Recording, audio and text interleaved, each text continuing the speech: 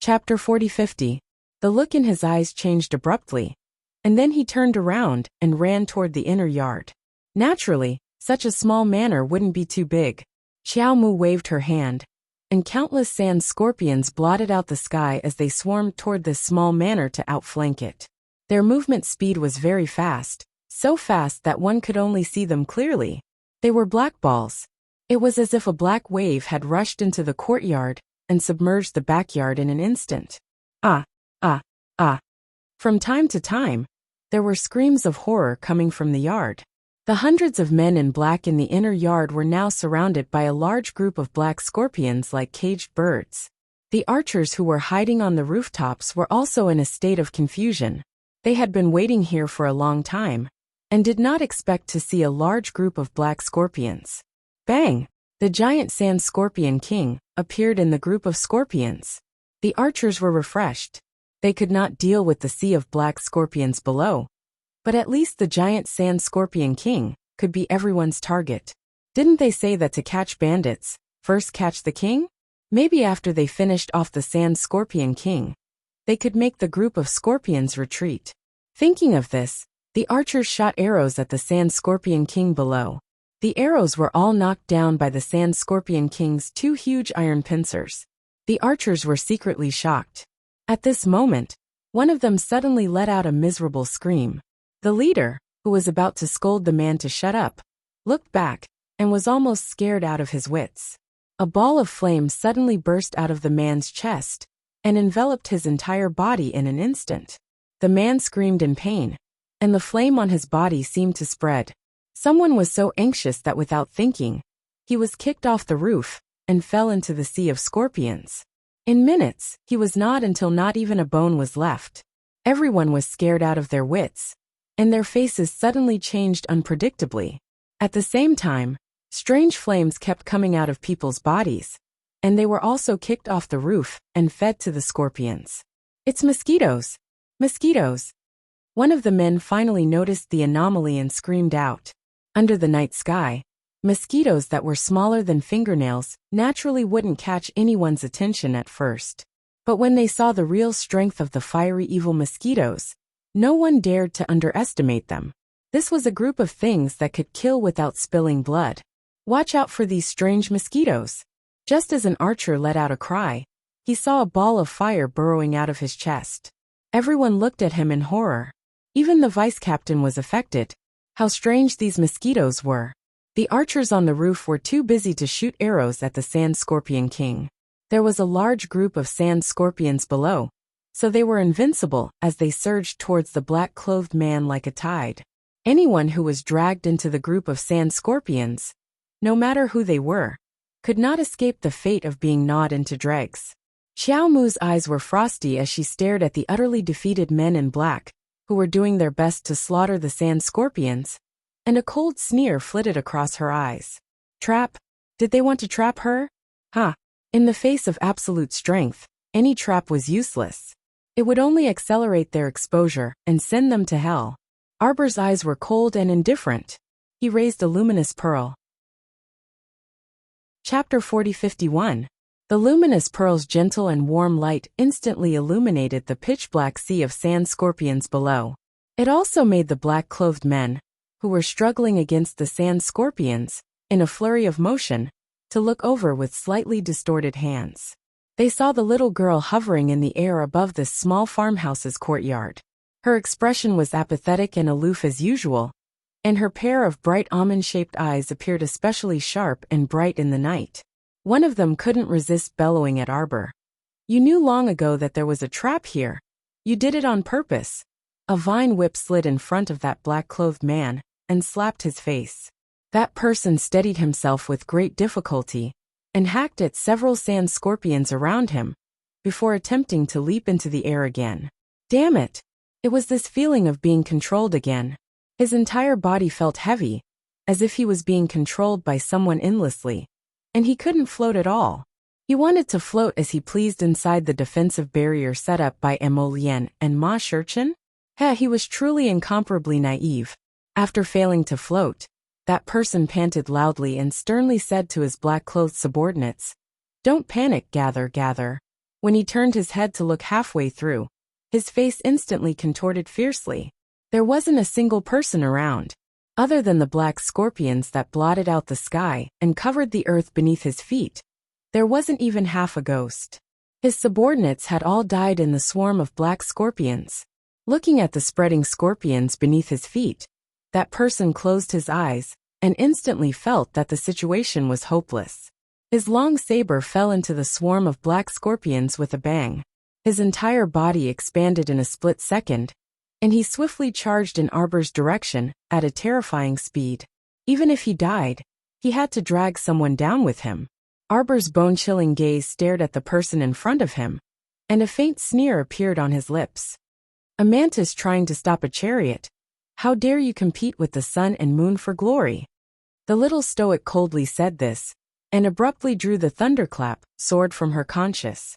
The sword streaked across the sky and slashed horizontally in that person's direction at lightning speed. It was as if a hole had been torn open in the void, and the air in this area twisted slightly. The sky was shattered and the night was silent. The man who was being oppressed by the second move of the Nine Heavens Thunder Sword art, 1,000 lightning phantoms, looked at the dark clouds in the sky in horror. He could only watch as the thousands of lightning bolts transformed into sword shadows, carrying traces of the power of thunder and lightning as they swooped down from the sky. Boom! Boom! Boom! She poured all her emotions into this unlucky guy. Before he could successfully self-destruct, his entire body was crushed to pieces by the 1,000 lightning phantasm. His entire body dissipated between heaven and earth. Arbor looked coldly at the scene in front of him. He lowered his head to look at the long sword in his hand that was surrounded by lightning. He slowly turned around and looked at the remaining 3 archers on the roof. The latter had long been scared out of his wits. After a few clanking sounds, the 3 of them threw down their weapons and surrendered with pale faces. At the same time, countless rupturing birds flew in front of them and surrounded them. The 3 archers looked at Arbor in horror, as if they were looking at the messengers from hell. In a quarter of an hour, only the 3 of them remained out of more than 500 elite disciples of the Clear Sky sect. What kind of terrifying battle prowess was this? Master completely underestimated this little girl in front of them. She actually tamed so many poisonous insects and creatures. It was simply unimaginable. In the current situation, there was simply nowhere to run. They didn't seem to have any other choice other than to obediently surrender. Chapter 4052. Arbor put away her long sword and hugged the little white squirrel that had jumped into her arms. She slowly walked in front of the 3 archers and looked at them expressionlessly. What other trump cards do you have? Take them all out at once. They had waited for her for so long in this commoner's little farmhouse courtyard. She didn't believe that these people didn't have a backup plan. Without a backup plan, it didn't seem like a trap set up by her old rival. Once this person made a move, it was very fierce. And after several exchanges, this person should have known long ago that with his abilities, these mere 500 people couldn't do anything to her. He shouldn't have done such a stupid and pointless thing. Emolien and Hu Shurchen had already searched the entire courtyard. At this time, they came out and shook their heads at her, indicating that they didn't find anything. 2 of the archers suddenly howled and were pulled over by a suction force in the air, landing in Hu Shurchen and Emolien's hands respectively. Arbor looked expressionlessly at the last archer standing in front of her and asked in a cold and calm voice, "Still not willing to speak? You, what do you want me to say?" That person couldn't stop trembling, clearly scared to the point of fainting. His gaze involuntarily drifted towards his 2 companions. At this time, their souls had already been searched. They sat on the ground like idiots with silly smiles on their faces. With this look, the hairs on this person's body stood on end, and he couldn't stop trembling. A soul search was definitely the torture that every cultivator was most unwilling to experience. That person instinctively took a few steps back, his gaze turning from terror to calmness. Immediately after, a faint trace of madness appeared in his eyes. "You won't know how Master will deal with you next." His face started to twist crazily. "Even if you know how to tame beasts and kill all of us here, you won't be able to escape this inescapable net." Arbor's expressionless appearance seemed to provoke the man in front of her. He shouted harshly, "Why aren't you afraid?" Just now, he had been scared half to death because of those poisonous insects and scorpions. He felt that before he died, if he could see the stoic face in front of him reveal a terrified and uneasy expression, then he would truly be able to die in peace. Arbor's face was cold as he looked at Qin Lai and said, "Are you talking about these seal arrays?" Arbor pointed at the crisscrossing confinement rune arrays that suddenly appeared above his head. A hint of mockery flashed in her eyes. "If that's all you have," Arbor glanced at him indifferently, "then you really can't deal with me. Ha ha ha ha ha." That man suddenly laughed crazily. He took out a jade talisman from his bosom and shouted, "What do you know? This farmhouse is surrounded by our people. We just need to wait for someone to send out the signal. Everyone would perish together. Ha ha ha ha ha," he yelled. He looked at the little white squirrel that flew in front of him like lightning and snatched the jade talisman from his hand. It then jumped onto Arbor's shoulder. That person stood dumbfounded in shock. Suddenly, he yelled at the top of his lungs, "Shoot!" When a loud rumble sounded, Arbor raised her hand and created a gust of wind that pulled everyone and all the little beasts into Paradise Planet at an incredible speed. At the same time, the defensive wall that Emolien and Qin Lai had set up outside suddenly collapsed. Countless divine stones were concentrated here by the bombardment. Chapter 4053. The skyrocketing tremors alarmed all the residents in the suburbs of the imperial capital. All the farmers in the village were in an uproar. The lights in every house were lit up. People put on their clothes and looked out of the windows. They saw flames soaring into the sky from the southeast. It was like a fire tornado. Smoke filled the air. Hearing the earth-shattering sounds of battle, the villagers were so frightened that they kept quiet out of fear. None of them dared to go out and look. They all shrunk back into their blankets, trembling in fear. Xiao Yi led several hundred Night Pavilion disciples and surged out from behind the divine stone cannons. They cut down anyone they saw, as if they were chopping vegetables and melons, immediately killing the cannoneers who were caught off guard. There were a total of 12 divine stone cannons, all of which were aimed in the direction of the small farmhouse. After the sound of the cannons, the originally fine farmhouse had been razed to the ground. The people who fired the cannons and the guards totaled more than 300 people. They were all surrounded by the Night Pavilion disciples. Student Xiao Yi took the lead and slashed fiercely, directly cutting off one of the arms of one of the cannoneers. With a slap, he slapped him and his weapon to the ground. The Night Pavilion disciples swarmed forward, and not only snatched the 12 divine stone cannons, they also chopped down all the black-clothed men who could. The remaining black-clothed men wanted to flee when they saw that the situation wasn't right, but they were also surrounded by a group of armored cavalry. Feng Su rushed over with 5,000 elite Greenwood guards. The crowd spread out and blocked off the black-clothed men's escape route. Without any explanation, they surrounded the Clear Sky sect disciples, who were desperately trying to escape. From the beginning of the battle to the end, all the Clear Sky sect disciples were captured and pushed to the center of the encirclement with missing arms and legs. The horses neighed as the red-hot torches were ignited in the whistling night wind. In the pitch-black night, the torches formed a long, continuous dragon that was reflected on the windows of every house. All villagers, listen up. His Highness the Crown Prince is leading the troops to suppress the bandits. Don't be afraid and don't leave your houses for the time being.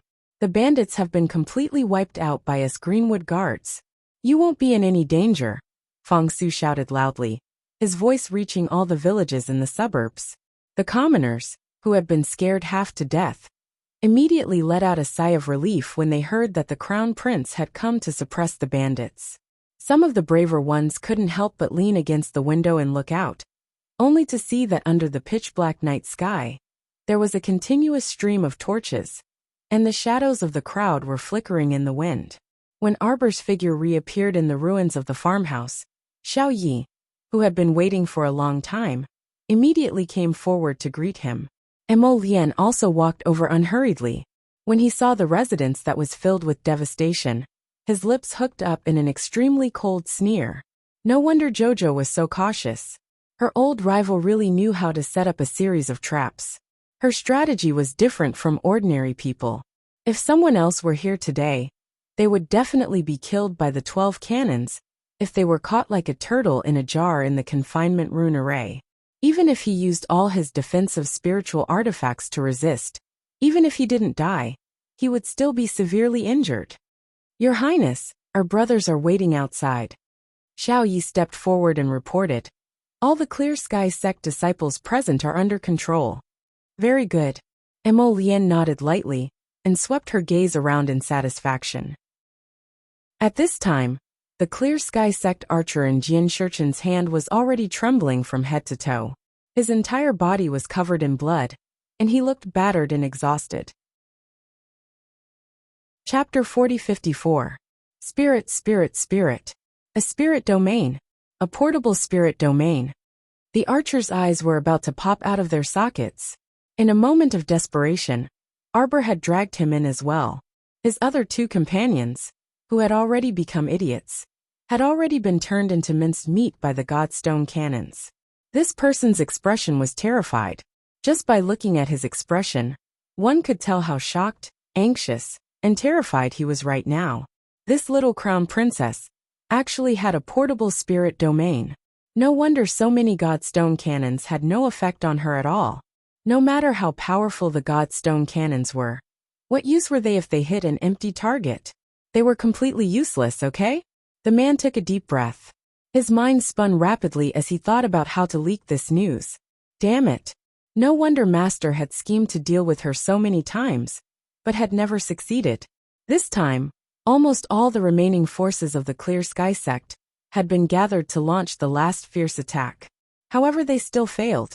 It wasn't that they were too weak, but that the other party was too strong. The other party actually had a portable spirit domain. No wonder she could summon so many sand scorpions and so many poisonous mosquitoes and birds. Don't kill me. I can tell you that Master has another stronghold here. This person trembled all over and hurriedly said, Do you think I will believe you? Arbor looked at him coldly. She was looking at a corpse. Those who knew about the fact that she had a spirit domain with her were all her own people, or dead people who couldn't speak. As soon as he finished speaking, Hu Shirchen pressed down on his head without saying a word and searched his soul as usual. Then, with a wave of his finger, countless wooden thorns with barbs pierced into the man's body and twisted him into pieces. Xiao Yi secretly complained about how cruel it was. Lord Celestial Venerable had destroyed the person to the point that not even a trace of blood could be seen. It was truly an elegant and high-end technique. Let's go. Hu Shirchen turned around and nodded at the two. She led them out of the ruins and walked directly into the village. Bang! She kicked open a small courtyard door. Zhe Chen strode inside, and Xiao Mu and Mo Lian followed behind him. Behind them, Xiao Yi and Fang Su also led their people inside noisily. The small courtyard was immediately filled with people. He Chen led the group to a small backyard and pointed at the old willow tree in the corner of the yard. Dig it up! Everyone swung their hoes with a series of banging sounds. A secret passageway appeared under the tree. Yuan Shirchen sighed and turned to Arbor. It's best not to have too much hope. This enemy is very smart. It seems that there won't be anyone too stupid among his subordinates. This place is surrounded by our men. The other party should have guessed that their whereabouts would be exposed tonight. Since he can't escape, he will probably. Once I die, I'll end my life with my secrets. As soon as Zhi Chen finished speaking, everyone rushed into the cellar in front of them and saw a lifeless woman lying on the edge of a wooden table. Arbor curled his lips and revealed a strange expression. He walked forward and grabbed the woman's hair to make her look up. There were countless poisonous insects on the old woman's face. Her nose, eyes, and mouth had been completely gnawed away by the poisonous insects. She looked extremely disgusting and terrifying. You are indeed not an ordinary person to be so ruthless to yourself. Arbor said coldly without changing his expression. A soul-summoning talisman lit up on his fingertips. His eyes were deep and cold. Is death useful? Chapter 4055. As expected, this woman was extremely scheming. She knew that if those Clear Sky sect disciples were captured, One of them would definitely be forced to search their soul and expose her origins. At this time, the Crown Prince's troops had already surrounded the outside. If she rushed out, she would only expose her own identity. Thus, this woman went all out and swallowed poisonous insects and poisons, allowing these things to ruin her entire face. As a result, it was naturally impossible for others to easily recognize her identity. However, she didn't expect that in this world, there was a kind of almighty talisman master who could communicate with the power of heaven and earth and casually capture half of a person's soul after death. Of course, this method was very bad, because if an ordinary person died, their soul would definitely dissipate within 7 days. If her soul was forcefully extracted, it would definitely suffer the torment of being fried in boiling oil. After that, she would have to suffer the pain of her soul not dissipating for several days. The torment and pain of the soul was definitely not something a person's physical body could experience. Arbor wouldn't easily use this kind of talisman. However, this woman in front of her had a great enmity with her, so she couldn't be bothered to care whether she was dead or alive, whether she was in pain or suffering. The young crown princess raised a jade slip with her fingertips. With a flicker of light, a streak of light burrowed into the woman's blackened body. In a flash, an indistinct figure with an indistinct appearance floated up from the old woman's blackened body. At first, it was enveloped by a light barrier and looked around in confusion. When it saw Arbor and the other two standing in front of it, the soul involuntarily retreated. Arbor looked at her indistinct figure with an incomparably cold gaze and asked in a low voice, "Speak. Who are you, and who is your master?" As soon as she finished speaking, a cluster of ice crystals suddenly jumped out of her fingers and turned into long ice needles. Arbor flipped her hand and pointed the needles at the woman's soul, emitting a faint silver light. Without waiting for the soul to speak, she flicked her finger, and dozens of long needles shot out with a whoosh. Ding ding ding ding ding ding. The long needles pierced through the body of the soul and directly nailed the dozen or so soft snakes that had crawled down the walls of the cellar to the ground. "How dare you show off your petty tricks in front of this crown princess?" Arbor coldly glanced at the woman's soul and raised another piece of jade. "Normal practitioners are ineffective against soul attacks, but that doesn't mean I can't do anything to you," Arbor said coldly. "If you don't answer me properly, I will keep your soul body captive and make you suffer the pain of thousands of arrows piercing your heart and lightning strikes for the rest of your life. Don't worry, as long as I want to, I can preserve your soul forever without any problems." Emo Lien and Yuan Shurchen could clearly see that the woman's soul trembled a few times, as if she had received a shock. Of course she was afraid. He felt an enormous fear towards the dark future. "Now I'll let you suffer." Arbor waved his hand coldly. The talisman transformed into the power of thousands of arrows that pierced through the soul body's limbs and bones. Prince Emo and the venerable Peach Blossom, Immortal really didn't expect that a soul body could let out such a tearing scream. The woman's originally indistinct figure flickered slightly like a candle flame. Her entire body curled up into a ball in pain and fell to the ground, holding her head and trembling. Chapter 4056. Arbor raised another talisman jade slip and coldly looked at the woman in front of him without any emotion in his eyes. That extremely cold gaze fell into the eyes of a soul body. It was so cold that it was like a ghost that had walked out of hell. This little stoic girl was simply more like a ghost than a ghost. The soul trembled and watched as she raised her finger, seemingly about to activate another talisman attack.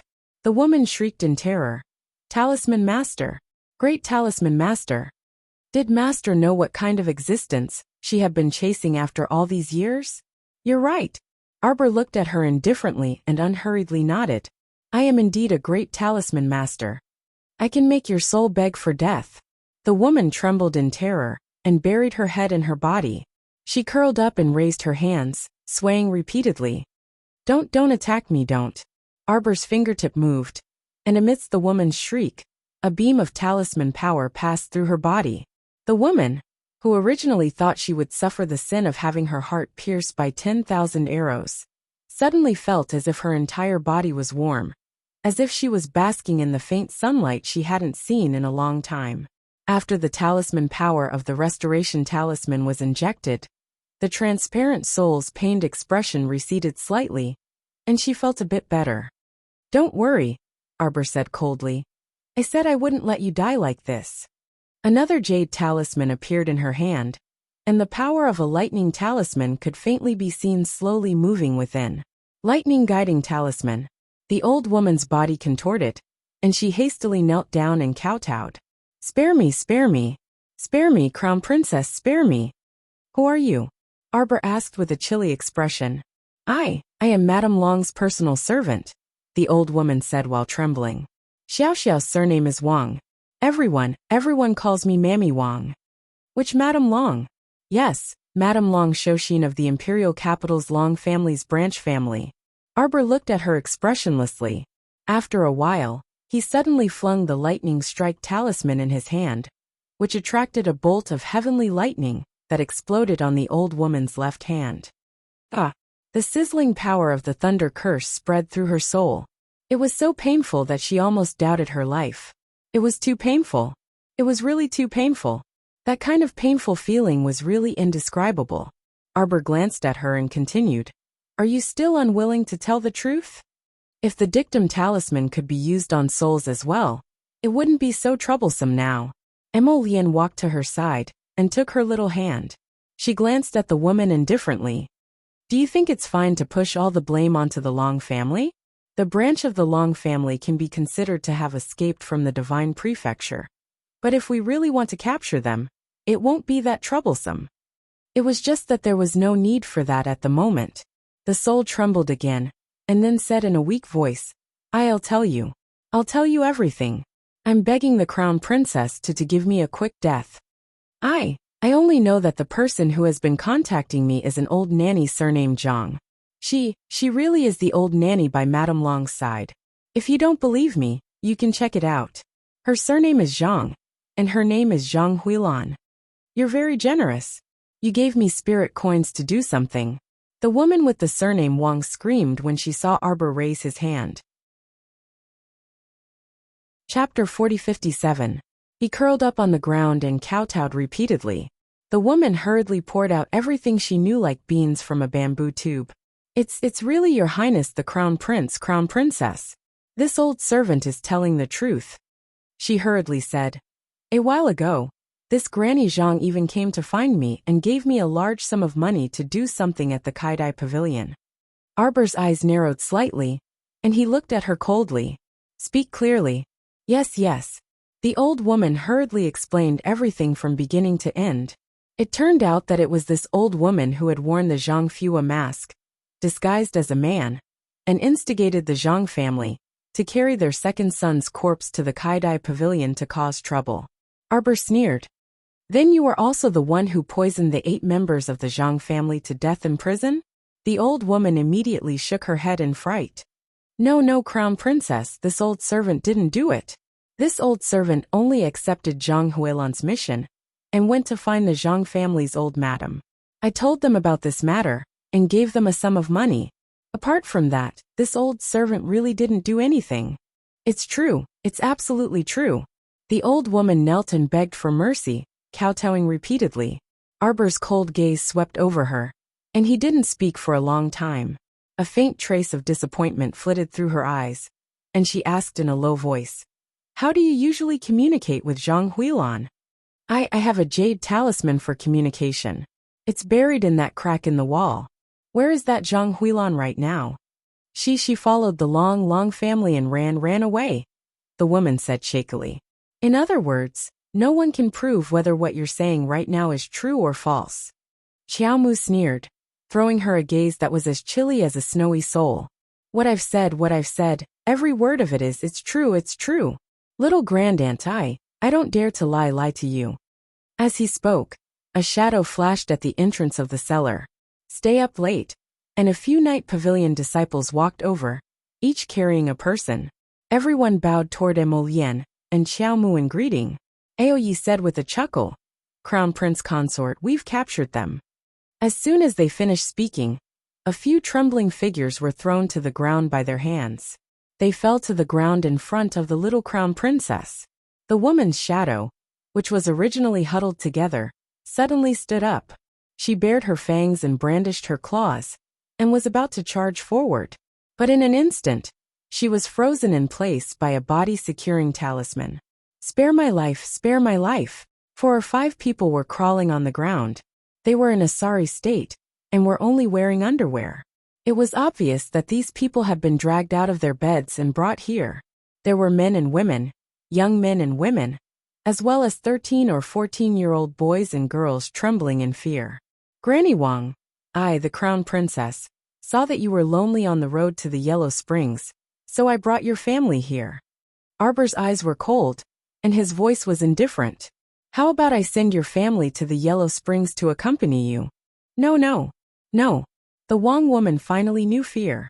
Her entire shadow trembled like a sieve, and she couldn't stop shaking. No, crown princess, you can't do this. Why can't I do it? The little crown princess coldly interrupted her. You smelly bugs. Every day, you think of ways to make my life difficult. Now you know fear? Chapter 40-58. Heh. The little stoic's voice was extremely bleak and apathetic. How about I let you all have a taste of drifting in the void for several hundred years? She raised a blue flame in her hand, and aimed it at the people kneeling on the ground. She berated harshly. If you don't speak, then all of you can die. No, don't. Madame Wang let out a high-pitched shriek. This old servant is willing to speak. Willing to speak. Willing to say anything. I beseech the crown princess to be magnanimous, and let off my family's juniors. Arbor's apathetic gaze turned towards her. That Zhang Huilan, I know. She didn't escape with the Long clan. Instead, she was taken to a big aristocratic family. Although they did these things behind my back, I still discovered some clues. That Zhang Huilan is in contact with the Mu family. The Mu family? Yes, it's that talisman patrician family, the Mu family. Arbor's eyes narrowed slightly. After circling back and forth for so long, why did it circle back to the Mu family? Every word I said is the truth. I dare to swear on my soul that if I deceive the crown princess even half a sentence, I will be struck by lightning and have my soul scattered. I won't even be able to be a pig, a cow, or a lamb in my next life. As expected, it was a very vicious oath. Arbor swept her a cold glance and said with a nod, Remember what you said today. After saying this, he stored the soul into a storage talisman with a wave of his hand. Arbor glanced coldly at the men and women pretending to be quails on the ground, and walked out without a word. Let them go after we verify whether her words are true or false. Aoyi waved his hand, and someone escorted the wailing men and women away. This old ghost was very crafty. Even at this time, she still wanted to swear loyalty to her master. Unfortunately, as long as the night pavilion targeted someone, it was impossible to not know their identity and background. Is she telling the truth? The venerable Peach Blossom Immortal turned to look at Emolien and asked. It's half true and half false. Prince Emo sighed. Oh, at this juncture, she still dares to not tell the truth? That old scoundrel definitely knows more than just this. Jojo is still too soft-hearted.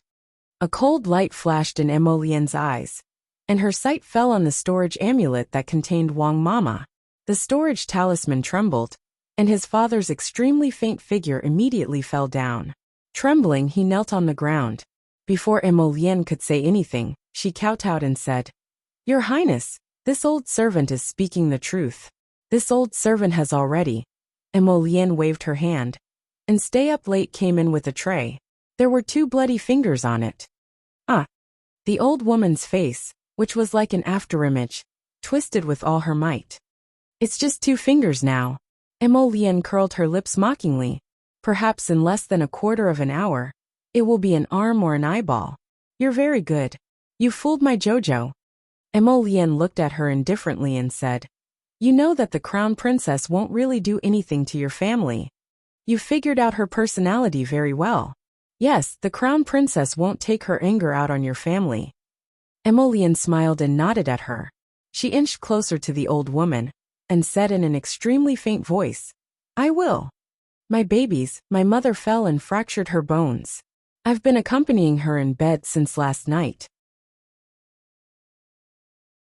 Chapter 40:59. What was the use of torturing this shrew? Only by torturing what she cared about. And what she cared about would she tell him everything honestly, wasn't that so? To him, reputation and whatnot were not as important as his Jojo. This old shrew was willing to commit suicide for her master, and didn't hesitate to die in such a gruesome manner. She didn't even care about her dignity. Why did she do it? Wasn't it because she wholeheartedly wanted to protect the person behind her? In this way, only by using a heavy hand on her, would she be able to reveal something useful to them. Aoyi sat down at the table and took out a pen. He recorded everything the elderly woman said under the dim light in the cellar. Line by line, Prince Emo asked, and the elderly woman answered. She was very tactful, and didn't leave out any details. Right now, elderly Lady Wang was very clear that as long as she left out half a sentence, or said something that didn't satisfy His Highness the Crown Prince, she might be able to receive her grandchildren's hands or legs again very soon. Husband, Arbor went up to get some fresh air, but didn't see Emolien and the venerable Peach Blossom Immortal coming up, so he dashed back into the cellar. However, he saw Emolien and Ma Yechen walking over. Emolien smiled faintly and pulled her small hand over, stuffing a piece of paper into her small hand. Write it all down. See if it's useful. Sir Jojo looked down and flipped open the paper, reading each line one by one. The more he read, the deeper and more terrifying the chill in his eyes became. In the end, it was so intense that water was about to drip out. So it was this person who had been scheming in the dark all this time, constantly clinging on to her, and wanting her to lose everything. The little stoic looked unperturbed on the surface, but she had already meticulously linked and calculated everything that had happened from the lower star domain, to the middle 6 prefectures, and then to the upper 3 provinces in her mind. The more she thought, the more apprehensive she became. Her eyes were like ice soul frost pearls, emitting a sharp and cold glint. To think that he had hidden himself so deeply, that he had even managed to conceal himself from her time and time again. Let's go to Mu. Reporting to Your Highness the Crown Princess. Xiao Yi rushed over and cupped his hands. The Mu family's main house in the Winter Moon Mountain Forest was attacked by an unknown assassin. The entire Mu family is now resisting the enemy. Eldest young Master Mu seems to have suffered some minor injuries. Arbor was taken aback as he thought. That's right. Brother should have reached sovereign capital a long time ago. Last time, when Tianyun attacked the Mu family hid in the tunnels. Who would have thought that not long after, they would come again? Does Tianyun really want the Mu family's talisman technique? Or some people have been coveting the Mu family's talisman technique for a long time. Arbor clenched her fist and held the piece of paper tightly in her hand. She looked up at Emolien, who was smiling at her, and said, "Let's go." The latter naturally nodded. The group of people quietly left the farm. Emolien arranged for Fong Su to lead a part of the Greenwood Guards to pacify the people. The rest followed Aoyi, Xiao Yi, and the other Night Pavilion disciples to Winter Moon Mountain Forest together with Prince Emo and the little Crown Princess. Under the heavy night sky, the sounds of battle shook the sky in Winter Moon Mountain Forest. Blood had already flowed like a river at the Mu family's entrance. Compared to the previous night attack, the Mu family's casualties were obviously more disastrous this time. Even the Mu family's old patriarch didn't expect that Tianyun would make a comeback after just a few days and attack them again. And what shocked them the most was Chapter 40:60. The person who led the team to the Mu residence to kill them was actually their former Mu family head, Mu Jingfeng. Uft. Mu Jingshua spat out a mouthful of blood, nonchalantly wiping the blood off his face. His eyes stared fixedly at the familiar figure, standing at the Mu family's mountain entrance with his hands behind his back, and he could not help but burst into wild laughter. Mu Jingfeng, I really didn't expect that the one who brought people from the heavenly fate realm to harm our family was actually you. Mu Jingfeng, are you still human? You actually. An elder was only halfway through his words when he suddenly realized that Mu Jingfeng was swatting a palm at him. A bolt of lightning struck the elder's body with the force of a thunderbolt. His upper body was instantly broken, and his entire body was like a book. With a crack, he was slammed shut by a palm. Seeing that Mu family elder's death was especially gruesome, the other elders' expressions immediately changed drastically. Mu Jingshua sternly shouted, "Everyone, don't be courteous with him. Attack together." Several elders of the Mu family timidly took 2 steps back. The remaining 5 elders, including Elder Dao and Elder Du, quickly followed Mu Jingzhuang and rushed forward. Heh! Mu Jingfeng stood with his hands behind his back, assuming the posture of an expert as he cast a sidelong glance at everyone. With a wave of his palm, he sent out another wave of lightning spiritual energy. Sizzling sounds were heard, and countless bolts of lightning burrowed into an elder's body like thin snakes. It instantly caused the elder to wail miserably. Everyone could not help but shudder. They saw the elder's body seemed to be grabbed by a force as he floated up into the air. Countless snake-like lightning bolts flowed through his limbs and bones, ultimately converging on his face and head. "Elder!" Mu Jingshua roared, his eyes about to pop out of their sockets. Sizzling sounds could be heard coming from that elder's face, as countless electric currents twisted under the skin on his face like snakes. Not long after, with a pop, his face exploded, and his facial features were instantly destroyed by the power of lightning. His flesh and blood were badly mangled, and his entire face was flattened by the explosion. The disciples of the Mu family shuddered in unison. They clenched the weapons in their hands, and involuntarily took a few steps back. Mu Dongni suddenly jumped up from the back of the crowd and roared in exasperation. "Brother, are you crazy? How could you? Halfway through her words, Mu Dongni met Mu Jingfeng's gaze. That incomparably cold gaze made her feel suffocated, and she couldn't help but shudder. Terrifying. She had never seen such a heartless and terrifying expression on Mu Jingfeng's face. Was this still the same big brother of the family head, who always put the family above everything else, and regarded the family as more important than the sky? No, this wasn't Mu Jingfeng at all, right? How could a person change so much in such a short period of time? And what was going on with his body? How could he suddenly stand up and possess such great strength? The power of lightning in his body was also very strange. She remembered that her elder brother had never comprehended the lightning spirit of the 5 spirits before. What was going on? Now, even this child Xingqian was no match for his father. She remembered that in the past, Xingqian's strength could absolutely crush her elder brother. Mu Dongni was flabbergasted. She braced herself and could not help but ask, "Big brother, what's going on with you?" Hee.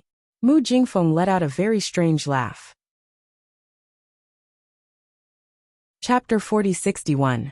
It was completely different from the way he usually spoke. Mu Jingfeng's cold eyes stared fixedly at Mu Dongni and the others. Everyone felt their hair stand on end from his gaze, not daring to breathe loudly. "Kill!" Mu Jingfeng suddenly raised his hand and issued an iron-blooded order to the numerous Heavenly Fate members behind him. Everyone from the Heavenly Fate sect was wrapped in diagonally hanging black robes. A crescent moon was embroidered on the corner of each robe with silver thread. Clearly, this was the symbol of one of the Heavenly Fate sect's halls. However, under such circumstances, no one paid attention to these marks. Every member of the Mu family was forced to gather all the strength they could to fight against the members of Heavenly Fate that Mu Jingfeng had brought with him. There was no other reason. If they didn't fight, then they could only wait for death. Mu Jingfeng coldly stared at them, as if they weren't his family but a bunch of weak ants. His lips curled into a mocking and callous smile, and his eyes faintly flickered with 2 balls of black mist. "Kill!" With that order, all the disciples of the Heavenly Fate sect charged towards the Mu family at an extremely fast speed. Mu Xingqian drew a spiritual fire in his palm and rustled it into the crowd. The fire spirit wall enveloped several Mu family members around him. At the same time, countless blue talismans flew out of Mu Xingqian's body and whooshed forward, forming a thick defensive shield. Insignificant skill. A trace of anger flitted across Mu Jingfeng's eyes, and he suddenly raised his hand and pointed. More than a dozen attack talismans, also imbued with talisman energy, whooshed into the air. They hit the defensive shield in front of Mu Xingqian by a hair's breadth. Under this attack, the talisman arrays on both sides emitted a long buzzing sound. Mu Xingqian's defensive shield was instantly broken by the attack talismans. Mu Jingfeng's maniacal laughter filled their ears. Ha ha ha ha ha. I did it. I did it. I'm an Earth Stage Great Talisman Master, ha ha ha ha. I've finally become an Earth Stage Great Talisman Master. Everyone's gazes couldn't help but slightly focus. Elder Dao couldn't help but tighten his grip on his weapon. An Earth Stage Great Talisman Master? What kind of terrifying existence was this? In the entire Mu family's several hundred years, the number of Earth-grade Great Talisman Masters could be counted on one's fingers. Mu Jingfeng, that vile spawn, was actually a step ahead of others and advanced into the ranks of Earth-grade Great Symbol Masters? Bastard! A furious roar pierced through everyone's heads. Mu Xingqian clutched his chest, forcibly suppressing a mouthful of blood. Looking back, he saw his grandfather Mu Tsang, leading more than a dozen Mu family elders, quickly moving towards them. Beast, why aren't you stopping? Mu Tsang coldly glared at Mu Jingfeng, his eyes full of disappointment and hatred. Who would have thought that his eldest son, who was so outstanding when he was young, would actually end up in such a state with the Mu family? He actually led people to attack my family. How much does he hate my family? Mu Jingfeng's eyes revealed a trace of hatred as he pointed at Mu Tsang and scolded. You still dare to put on airs in front of me at a time like this? Why are you looking at me like that? This father of his, there was not a single thing that he was satisfied with. Every time, he would look at her with a look of utter disappointment, as if she was nothing more than a bug in a manure pit, completely unworthy of his attention. He hated it too much. He hated his father's heartlessness, stripping him of his position as the family head. Chapter 4062. He hated even more the person who had crippled him and forced him to step onto this underworld path. That's right, he hated them. He came to take revenge on them. However, that little bastard was truly the most hateful. However, he brought people to attack the Mu family this time. Even if he captured everyone in the Mu family, he probably wouldn't let that little bastard submit. After all, this little bastard was incomparably cold and heartless from the bottom of his heart to the depths of his bones. She would not sacrifice her own interests for these Mu family members. Mu Jingfeng narrowed his eyes and coldly stared at family head Mu.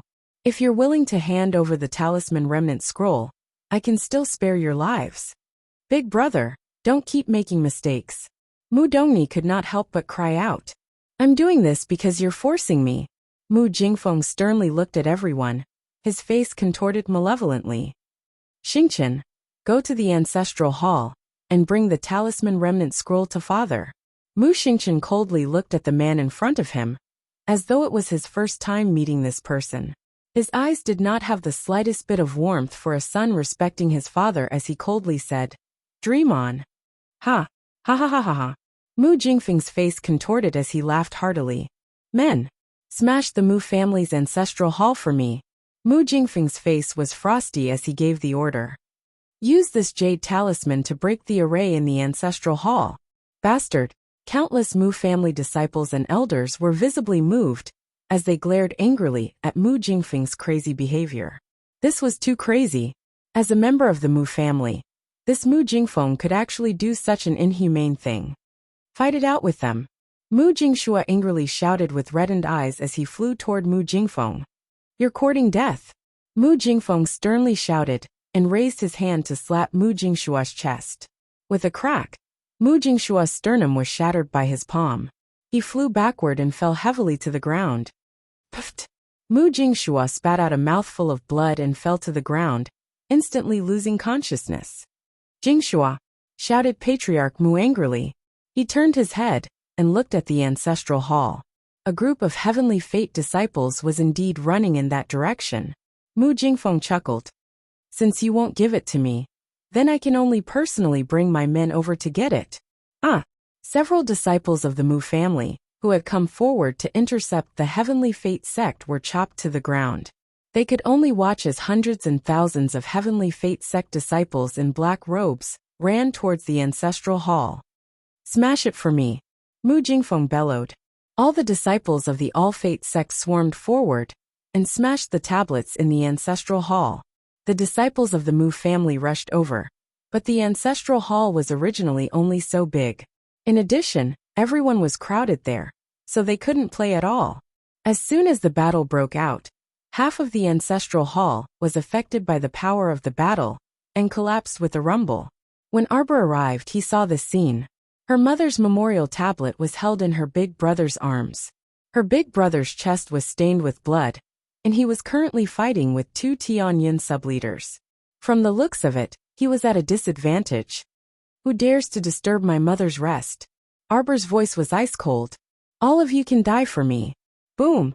A ball of divine power unexpectedly exploded in the middle of the group of Heavenly Fate disciples.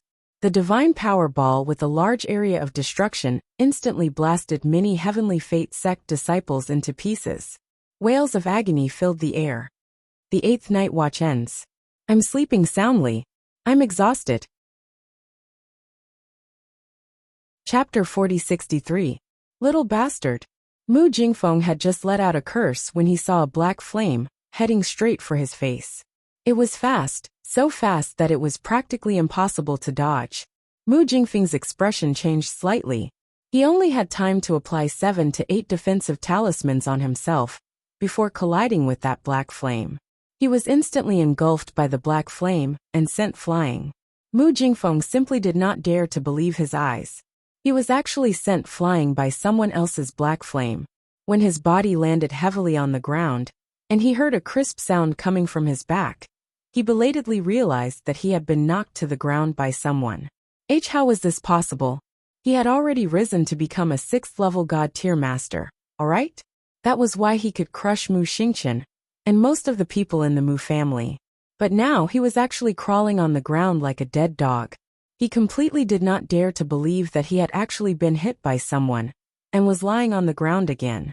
No, that's impossible, that's impossible. Mu Jingfeng lay on the ground and shook his head repeatedly. He absolutely did not believe that he could not get up again. That was impossible. He had barely stood up for a day. He had suffered so much pain and experienced so many hardships before he could finally recover his strength and was even more powerful than before. He had stood up. He had brought so many disciples of the Heavenly Fate realm back to the Mu family to crush these Mu family members who had once stripped him of his position as family head and trampled on him. But now he was completely crushed by a person who didn't even see his hand gesture clearly. Arbor did not care about how Mu Jingfeng, who was lying on the ground and could not help but curl up from the pain in his back, was doing right now. She only knew that Mu Jingfeng had brought so many disciples of the Heavenly Fate realm to smash the Mu family's ancestral hall for his own selfish desires. He had even almost smashed her mother's memorial tablet. Just based on this point alone, it would not be enough even if he died 10,000 times. You guys are truly disgusting. Arbor coldly stared at the group of black-robed people standing in front of her. With a wave of her small hand, a blue spark slowly ignited. You dare to come and smash my mother's ancestral hall? I'll let you filthy creatures in the corners never reincarnate. Her voice was abnormally cold. Although her tone was extremely calm and unhurried, the words that came out of her mouth made people shiver uncontrollably. It was bone-chilling. Everyone's hearts couldn't help but tremble slightly, and there was a hint of fear in their eyes. Arbor raised his hand, only to see the blue spark floating on his fingertips ignite a beautiful arc in the air. Mu Jingfeng was sprawled on the ground. He was in so much pain that he couldn't stop moving his body as he bellowed. Disperse! Spread out! All the disciples of the Heavenly Fate sect were startled, but they obeyed the order and quickly spread out. At the same time, the blue sparks in Arbor's hand were already falling from the sky. Countless beautiful blue flowers bloomed like fireworks, crackling and bursting, rustling and falling into the crowd. The moment a disciple of the Heavenly Fate sect was hit by the blue sparks, blood immediately blossomed. Mu Jingfeng's back was severely injured, and he could not get up for a while. He could only move his body bit by bit, wanting to get away from the blue flames. Chapter 4064. However, these little blue flames attacked indiscriminately. Mu Jingfeng was sprawled on the ground, so it was difficult for him to move, so it was naturally difficult for him to avoid being hit. After several blue flames exploded on his body in succession, Mu Jingfeng couldn't help but snort angrily. He shouted sternly, "Arbor, you unfilial daughter. You actually dare to treat your father like this." Arbor turned a deaf ear to this person's clamor. Blue spiritual cleansing fire poured out endlessly, and countless blue flames blotted out the sky and formed a nebula in midair. With a light tug from the little stoic's slender hand, they abruptly plummeted downwards. The blue flames seemed to be sentient and smashed towards the black-robed people as if they had grown eyes. In the blink of an eye, they had already smashed a dozen or so heavenly fate disciples to the ground. When the surrounding Mu clan disciples heard this, their spirits were greatly roused, and they each gripped their spirit weapons and fought back with all their might. If they didn't counterattack now, what were they waiting for? This was a once-in-a-lifetime opportunity, and they wouldn't have another chance if they missed it. At this time, the Mu clan disciples were also riled up by the killing. There was no need for Mu Jingyuan and the others to command them. These Mu clan disciples automatically formed small teams and cooperated with each other to charge at those unlucky black-robed people of the Heavenly Fate sect. Although the Mu clan disciples weren't very cooperative, fortunately, both sides were actually completely exhausted after a round of fighting. The Heavenly Fate sect's people were being suppressed by the Little Crown Princess's group, so how could they exert even half of their strength? Hence, the Mu clan disciples seized this opportunity to swiftly counterattack. They didn't care about any order or morality as they ganged up on one person and beat them up violently until they annihilated them. Arbor looked on coldly from the sidelines. He stood outside the crowd and slowly walked towards Mu Xingchen. Along the way, not a single Heavenly Fate sect disciple dared to rush in front of her to court death. In reality, she didn't even need to lift a finger if there were any blind people who wanted to jump in front of her. Mo Lian, He Chun, and the others would have dealt with them remotely long ago from 3 feet away.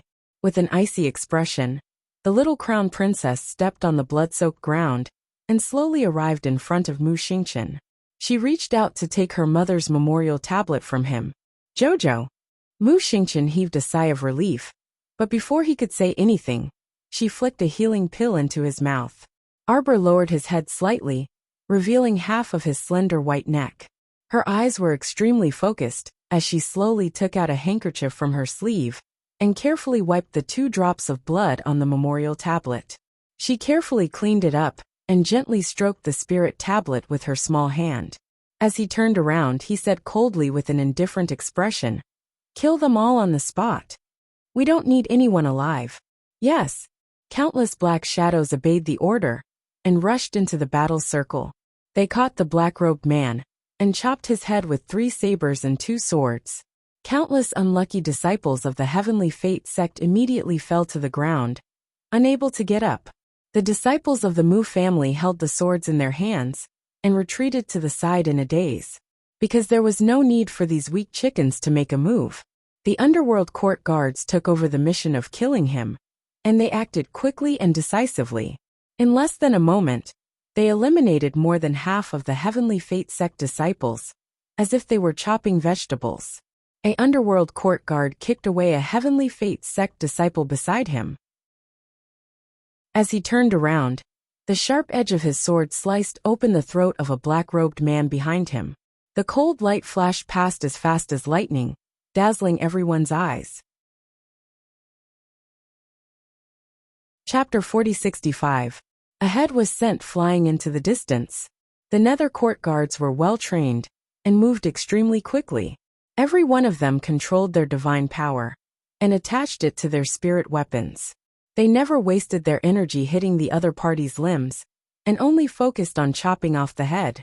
What was the use of a Providence disciple if you didn't chop off his head? So what if you only hit his limbs? He could still move no matter how crippled he was. The Mu family disciples were all dumbstruck at this moment, and many of them looked down at their hands in a daze. Just a moment ago, they were still being beaten to a pulp by these crooked cultivators, and were practically powerless to retaliate. After the young crown princess led her men over, the situation immediately reversed. What kind of strength and influence was this? No one wanted to admit that they were weak, but this was the reality. Compared to these well-trained soldiers, their Mu family disciples were truly a sheet of loose sand. No wonder the young crown princess looked down on them back then. When the Mu family elders thought of this, they couldn't help but exchange glances and sigh quietly.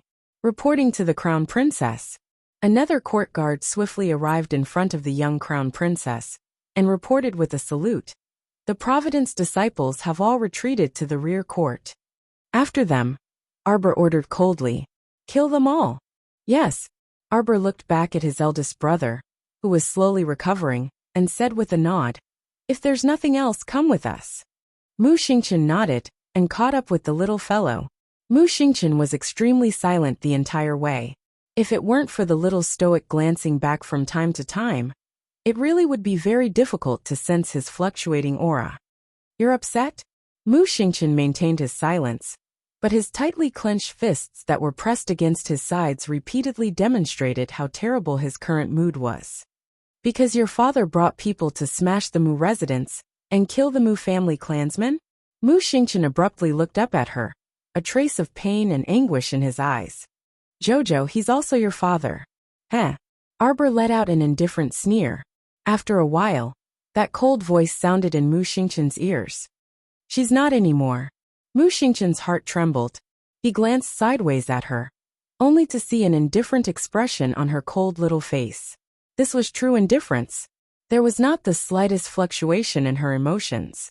It was as if Mu Jingfeng was just a stranger to her. In fact, this was indeed the case.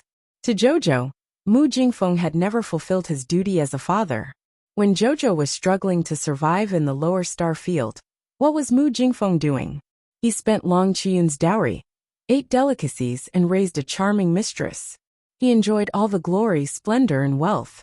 He was of no help to Jojo at all.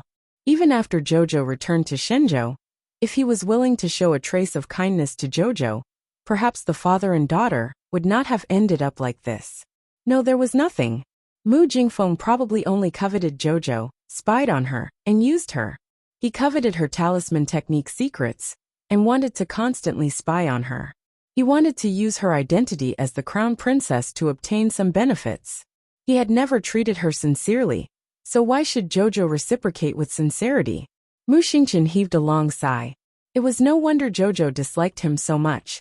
After all, there was a cause for an effect. Everyone chased after the Heavenly Fate sect disciples and flew to the backyard. Chapter 4066. Who would have thought that the moment they stepped through the backyard's arched door, they would hear a sweet laughter? Haha, I advise you not to act recklessly. The soft voice was carried by the wind into everyone's ears. Mu Xingqian and the rest stopped in their tracks as they stood at the arched door and looked inside. Over 300 black-robed Heavenly Fate sect disciples came out from one end of the garden and surrounded a red-clothed beauty like stars drying the moon.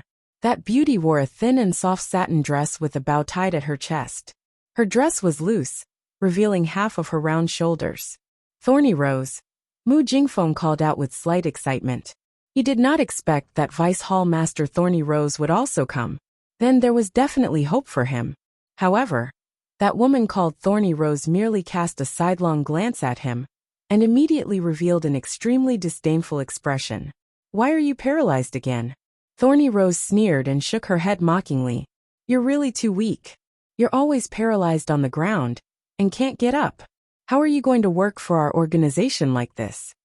Mu Jingfeng's complexion immediately turned green and white from this woman's disdain. He was indeed in a very sorry state right now. Mu Jingfeng, whose back was in incessant pain, simply could not stand on his own.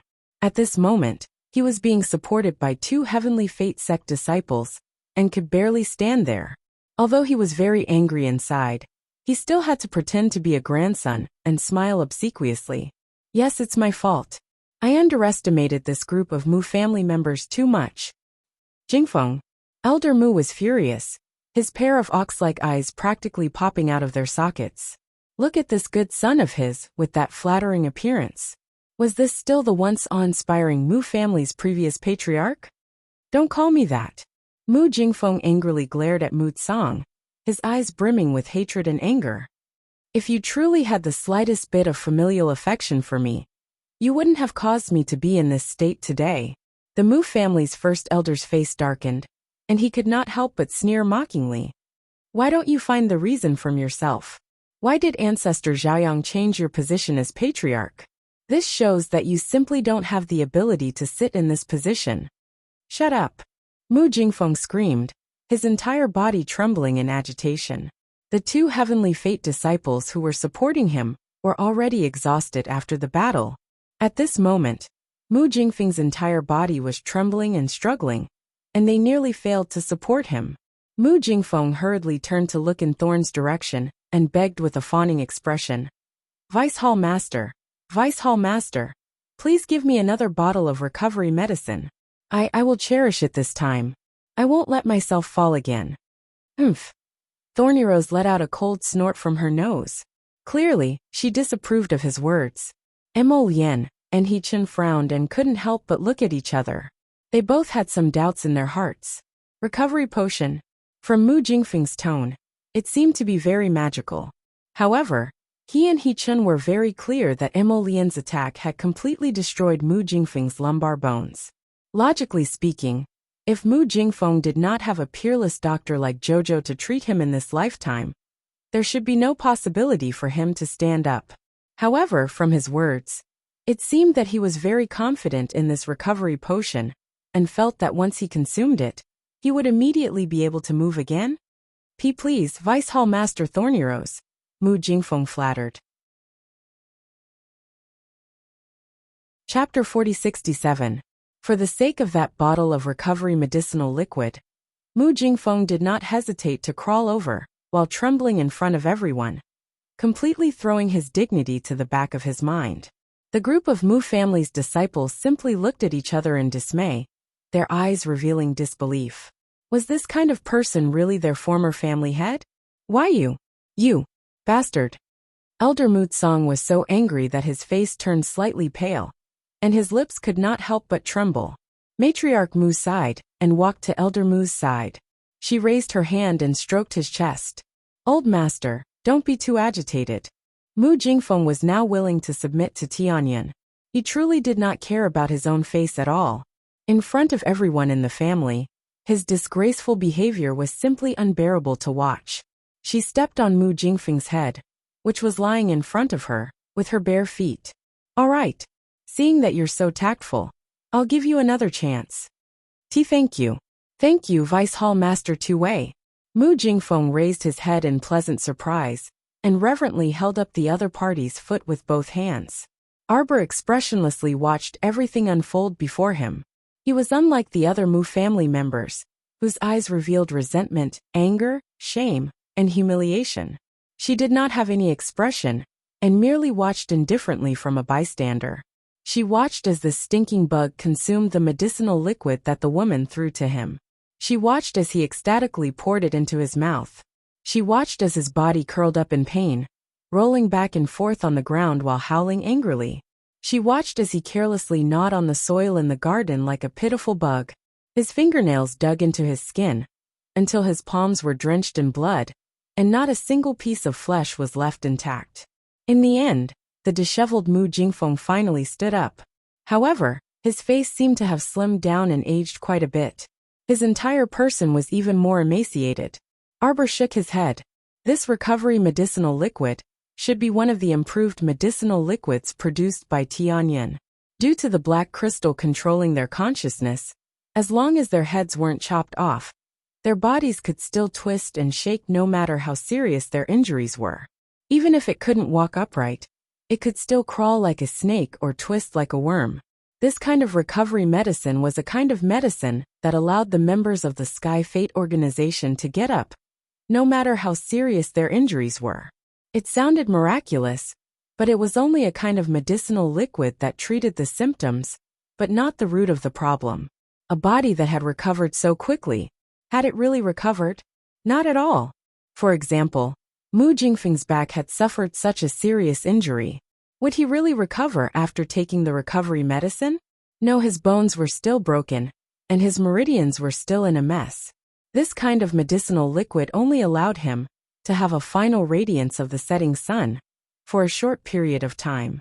To put it bluntly, he was depriving Mu Jingfeng of his 5 senses and 6 senses. His nerves could no longer feel pain. He was no longer human. Previously, when she saw Mu Jingfeng struggling on the ground, she had been giggling non-stop. Now that she saw Elder Mu Tsang's face full of anger and wanted to surround them with people, she could not help but sneer. I advise you to take a good look before making a move. This woman smiled at Elder Mu with certainty. She then waved her hand and had people escort the group of women from the rear residence forward. Chapter 4068. The first to bear the brunt was Madame Mu, who was tied up at the front, as well as the 5th branch's Madame Hua, the 4th branch's 5th Miss, Mu Rakan, and several other female members of the Mu family. Mu Qingya's face was slightly pale as she looked at Mu Jingfeng, who was in a sorry state. It was obvious that she had seen the scene just now. At this moment, her eyes were filled with tears as she looked at her husband with hidden bitterness, as though she was very distressed by his changes. Her tears silently flowed down drop by drop. Old Master, save us, Old Master. The group of weeping women, who were detained by the All-Fate sect's disciples, cried and begged for mercy one after another. Matriarch Mu's expression changed slightly. Ever since the incident, she had been protected by Old Master Mu's people. At that time, they had also sent people to the inner residence to search for the other family members.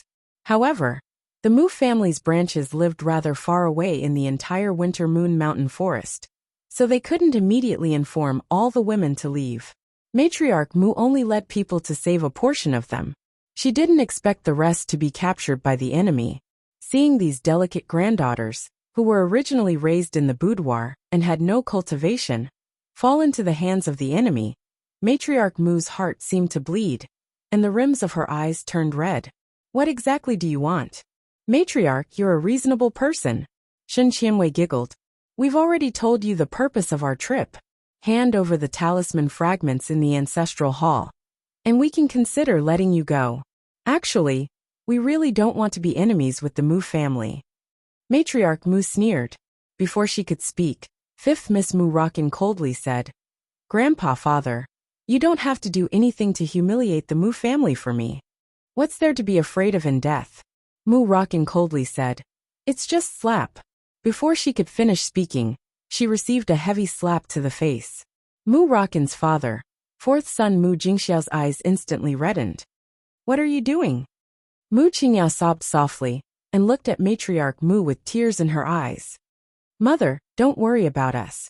The Mu family's talisman fragments can't be handed over, and the Mu family's dignity can't be lost. It's our honor to die for the Mu family. Slap! This time, the Heavenly Fate disciples who were grabbing the women became even angrier.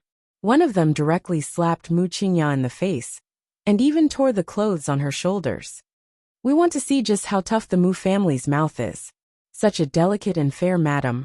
Ah, it's really embarrassing to reward her to us brothers. Ha ha ha ha ha.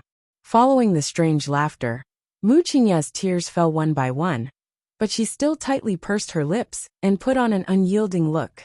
She lowered her head and refused to make a sound. Qingya.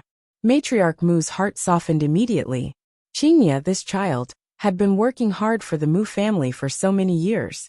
She had taken care of the family's affairs from top to bottom. Such a gentle and kind-hearted child. How could she bear to watch her suffer like this? Arbor suddenly sneered. How long are you going to act? Acting every day, deceiving this and that.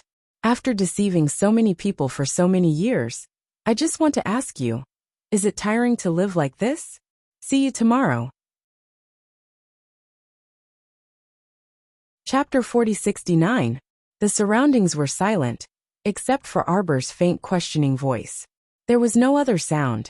Inexplicably, many of the Mu family's disciples seemed to have even lightened their breathing a little. They could clearly feel that the little crown princess's mood was fluctuating like a violent storm. Although she still looked expressionless, The depths of her almond-shaped eyes had long been dyed with a roaring fury.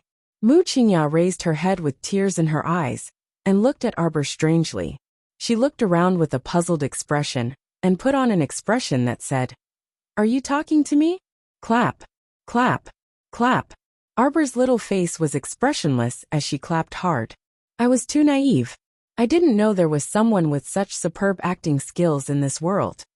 In the most prosperous opera house in the imperial capital, the most famous entertainer's acting ability is not even 100,000th of First Madam's. The first time you ordered to clean up the Mu family, you didn't get the talisman remnant scroll. You were very unwilling, right? It's only been a few days, and now there's another wave. Arbor shook her little head and stared at Mu Qingya indifferently. Do you think this crown princess can't do anything to that Mammy Wang, who killed herself by swallowing poison? With a wave of her little hand, she grabbed a faint remnant soul in her hand and tossed it around casually. Does First Madam still know this person? The Mu family disciples looked in Mu Qingya's direction in bewilderment. What was going on? According to the Crown Prince Consort's meaning, the Mu family's calamity this time was actually First Madam, ordered to come to the Mu family to search for the talisman remnant scroll? Who was First Madam? Who could she order? The group of people who broke into the Mu family's old residence were all members of the Tianyun cult. Could it be that First Madam? Everyone's eyes involuntarily shrank, including old Master Mu Tsang, and they all looked in First Madam Mu's direction in disbelief. Mu Qingya couldn't help but turn pale, and her body swayed. Jojo, what do you mean? Do you think that a weak woman like me can give any orders? Everyone came back to their senses when they heard this. That's right, First Madam was just an ordinary person. She was just an ordinary housewife. Who could she give orders to in Tianyun? What ability did she have to do such a thing? Just thinking about it made it seem impossible. Could it be that the crown princess had misunderstood something? Or perhaps he had thought wrongly. The little crown princess applauded again and shook the remnant soul of Nanny Wang in her hand. This is your woman. First Madam, don't tell me you don't know her. Mu Qingya looked at Arbor with a pitiful expression, and tears fell uncontrollably. Jojo, please believe me. I grew up in the Mu family, was born in the Mu family, was raised in the Mu family, and ate and used everything in the Mu family. The Mu family has treated me so well that I can't betray them. Matriarch Mu nodded and also persuaded. That's true. Jojo, what do you mean by that? First Madam's wife is just a weak housewife. What orders can she give, and who can she order to do things? Husband. Arbor rolled his eyes, looking like he couldn't be bothered to say more to them. Emolian couldn't help but want to laugh. She walked up and held her little hand. Chapter 40-70. The little girl had said less than 3 sentences, but she already felt like she had said everything she wanted to say. It was really funny. Emolian turned to look at Madame Mu and said in a low voice, "Bring her here." Soon, an old nanny in green clothes was gagged. Her shoulders kept twisting as she was pushed and escorted over. Mu Qingya glanced at the old woman, but her expression didn't change at all. Her gaze toward Xiao Mu was still gentle and benevolent, but it also contained a bit of helplessness and bewilderment. It was as if an elder could unreasonably condone the younger generation's unreasonable behavior. She sighed softly. Nanny Qiao, who was beside her, glanced at the little crown princess but didn't say anything. The maid, Song Lu, couldn't help but yell angrily. Crown princess, our madam is so good to you and always thinks of you. She doesn't dare to neglect you in anything. How can you do this? Can you just find 2 old maids who are not familiar with her to slander her? Since we've brought them here, it means we have complete evidence. Aoyi kicked the nanny in the back of her knee, causing her to kneel on the ground in pain. She flopped and fell at Arbor's feet. Madame Mu should be very familiar with this Zhang Huilan. Aoyi smiled faintly and kicked the woman. Madame Mu, why don't you take a closer look? Madame Mu's expression was cold. She glanced at Nanny Zhang from the corner of her eyes and shook her head. I don't know this person, and I don't know what you're talking about. Arbor looked at her with a frosty expression for a long time before saying faintly, You've already exposed your identity. Tianyan Fei Tian Tian, Hall Master Mu Qingya. Xiao Mu tossed a confession certificate in front of her. allowing it to flutter to Mu Qingya's feet. What nonsense are you talking about? Song Lu was furious. She pointed at the sharp blade pressed against her neck. Don't you see what this is? Tian Yun's people broke into our Mu clan and captured us, but now you, stop acting. Mo Lian interrupted Song Lu's words, and did not even look at the other party. He stared at Mu Qingya for a long time before nodding with a smile. The Hall Master of the Soaring Heavens Hall is indeed very capable. You didn't waste your years of painstaking effort and hiding in the Mu family. Zhang Huilan is the spy you placed in the Long family. I've always found it strange. When did the Long family branch in the imperial capital surrender to the Heavenly Fate Empire? So it turns out that everything is related to your operation. Mu Qingya looked at Mo Lian in astonishment. She tightly gripped the handkerchief in her hand, and with tears in her eyes, she asked in confusion, Your Highness, why do you say that? Stop pretending. Xiao Mu was so disgusted by her that she abruptly pulled her husband behind her. She glared at Mu Qingya in disdain and said, Don't use your little white face to look at Xiao Qiao's lotus. It's disgusting. Nanny Qiu supported Mu Qingya, who was on the verge of collapsing, and said in a low voice, Crown Princess, please be careful with your words. Ever since you returned to the Mu clan in the Divine Province, ask yourself honestly, has Madame Mu ever mistreated you? Madame Mu treats your mother with the utmost sincerity. Even biological sisters can't be better. Nanny Qiu said coldly. Chapter 4071. Do you know that First Madam even used the Yanxing technique to curse Long Shouxin, the head of the Long family, for your mother's sake? How could she be the head of the Tianyan Hall? How could she help the Long family escape from the capital? Crown Princess, you have a deep misunderstanding about First Madam, Nanny Qiu said in a deep voice. I know that I can't explain it to you in a short time, but please believe in one thing. First Madam absolutely has no ill intentions towards your deceased mother and you. Keep pretending, keep pretending. Arbor's lips curved slightly, as if there was a crack at the corner of his mouth, and he smiled eerily. Mu Qingya, why don't we put all the things you've done one by one? Let's start with Shi Huixin being your scapegoat. What do you think? First Madam Mu slowly raised her head, looking as gentle as ever. Although there was a knife on her neck, half of the clothes on her shoulders were torn, and her hair was a little messy, her eyes were clear. She still looked like the calm First Madam, who was standing in the back hall of the Mu family's courtyard, and the madam in charge of the whole family. Arbor's eyes flickered, and he couldn't help but applaud her elegant demeanor. Mu Qingya, you probably didn't expect that a little girl from a small village in the Lower Star region would be out of your control. When you found out, you suddenly felt that everything was out of control and deviated from the original track. There was no way to set things right. Arbor tilted his head, and there was a hint of a smile in his eyes. He looked at her and said word by word, I, Arbor, have returned to the Divine Land.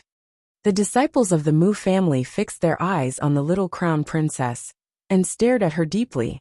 For a moment they felt speechless.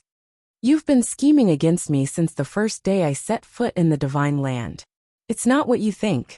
Xiao Qiao, you truly have a deep misunderstanding about me. Mu Qingya wiped the corners of her eyes with a handkerchief. She wanted to explain herself, but Xiao Mu cut her off. I didn't misunderstand you. When I learned that you were the Hall Master of the Heavenly Fortune Soaring Heavens Hall, who I've only heard of but never seen in person, I was shocked. Xiao Mu turned around and suddenly smiled sweetly at Mu Qingya. Her smile was unhurried, like a snow jade lotus that had suddenly bloomed. It was cold and exquisite, making it nearly impossible for people to avert their eyes. I went through all the things in my heart. Mu Qingya pointed at her heart and said slowly, You're really amazing. I've suspected you more than once, but every time, you managed to escape successfully. You gave me the feeling that you're a perfect person. Gentle, skilled, noble, and even flawless. Yu Qingya, Mu Qingya's assess heart. Mu Qingya looked at her with tears in her eyes. Tears fell one after another, and she reached out to cover her heart. She's. You and I both know Shi Huixin's identity very well. Xiao Mu gazed at her deeply. The probability of pulling off so many petty tricks under the nose of the matriarch of the household, who has been managing the Mu clan for so many years, is practically zero. Chapter 4072. Sure, Huixin could actually bring that fake Xiao Yingchun back to the Mu family. This can only mean one thing. Arbor looked at Mu Qingya expressionlessly. You knew from the beginning. No. You should know very well whether it was true or not. Arbor looked at her silently and stared at her deeply. From the beginning, sure, Huixin was just a small chess piece in your hand. It was you who wanted to ruin this old consort's reputation. It was you who manipulated that fake Xiao Yingchun behind the scenes and let her enter the Mu family smoothly. You even arranged for her to step into the social circle of the nobles. Her pitch-black eyes fell into the depths of Mu Qingya's rippling eyes. They swayed like two crescents of clear spring water, chilling to the bone. At that moment, she seemed to see that person in the little girl. Cold, elegant, and incomparably arrogant. She humbly crawled at the feet of that person and listened to others telling her that this was the eldest miss of the Long family and the future mistress of the Mu family. That woman's clear and frosty eyes fell on her. At that moment, she felt as if she had fallen into the depths of the dust, so weak that she was even less than an ant. To be honest, she really hated this feeling of having to kneel and look up to others. She hated it very, very much. Mu Qingya's memory flowed slowly with the waves and finally stopped at a certain point. Nanny Chiu bowed to her and whispered, "Madam, concubine sure has already brought her here according to our arrangements." Madame Mu curled her lips and revealed a faint light in the corners of her eyes. Tomorrow, at the banquet at General Zhongli's residence, Mu Qingya stroked a soft strand of hair by her temples. "I'm not feeling well tomorrow." "Yes, madam." Nanny Chiu smiled faintly and bowed 2 steps back. "Then tomorrow, let that idiot take that fake to General Zhongli's residence to meet the nobles in the imperial court." Mu Qingya nodded faintly and said softly, "That's good." Mu Qingya looked at the arbor in front of her indifferently. She was lost in thought for a long time and didn't say anything. Her eyes revealed a faint sigh and a faint sadness. "All of this is just your guess," Mrs. Mu said softly. "How can you prove that I did such a thing? Jojo, if I do this, what good will it do for me? Child, it's not good for your health to think too much." Arbor ignored her and continued. "After that, I returned to the Mu family. On the surface, you seem to take care of everything and treat me and the crown prince respectfully. Do you need me to remind you of what you did behind my back? What did I do?" Mu Qingya looked at Arbor innocently and couldn't help but laugh at herself. "I didn't do anything, okay? That Xiao Xing is one of your people," Arbor coldly said. "As soon as I entered the Mu family, you started to make things difficult for me." "Crown Princess." Mu Qingya looked helpless. "I really didn't know that you still remember Xiao Xing's matter." "Of course I remember. She even turned into a zombie. She turned into a zombie and almost attacked my people." Mu Jingfeng. Arbor pointed at the dumbstruck Mu Jingfeng. "Mu Jingfeng even tried his best to absolve you, saying that this matter had nothing to do with you." Chapter 4073. But how did a perfectly fine person suddenly turn into a corpse in the woodshed? There's no need to say how many improved potions the hallmaster of Tianyun's Soaring Heavens Hall has, right? Is what she said true? Mu Jingfeng finally regained his senses. His hair was disheveled and covered in blood as he stared at Mu Qingya, who had a knife at her neck. Is what she said true? Of course not. Mu Qingya let out a long sigh. "I'm just a weak woman. How can I be the hall master of the Heavenly Fortune Club? Jingfeng, we've been husband and wife for so many years.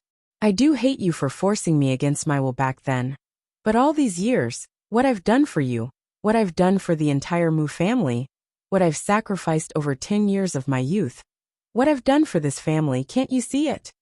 As Mu Qingya spoke, her eyes flickered with tears, as if she had suffered a great grievance. Her expression was abnormally miserable. However, Mu Jingfeng took a step back and glanced at her with a trembling gaze. He realized that he really couldn't understand this wife of his, who had shared a bed with him for so many years. "Old master, old madam." Mu Qingya looked at the 2 elders with tears in her eyes. "Even you two believe it?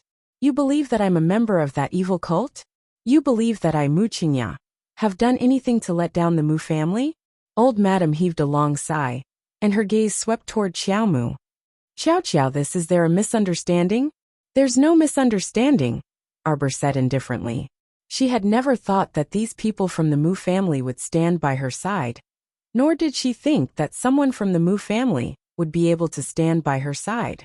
But no matter what, right was right and wrong was wrong. Since she already knew this woman's true colors, how could she not expose her? Mu Qingya, you've indeed pretended very well. You've deceived so many people for so many years. Today, regardless of whether anyone believes me or not, you won't be able to escape death, Arbor said coldly as he looked at her with a sharp gaze. Eldest Miss, I believe you. Suddenly, a Mu family disciple with a bandage on his arm spoke up. Eldest young miss, I also believe in you.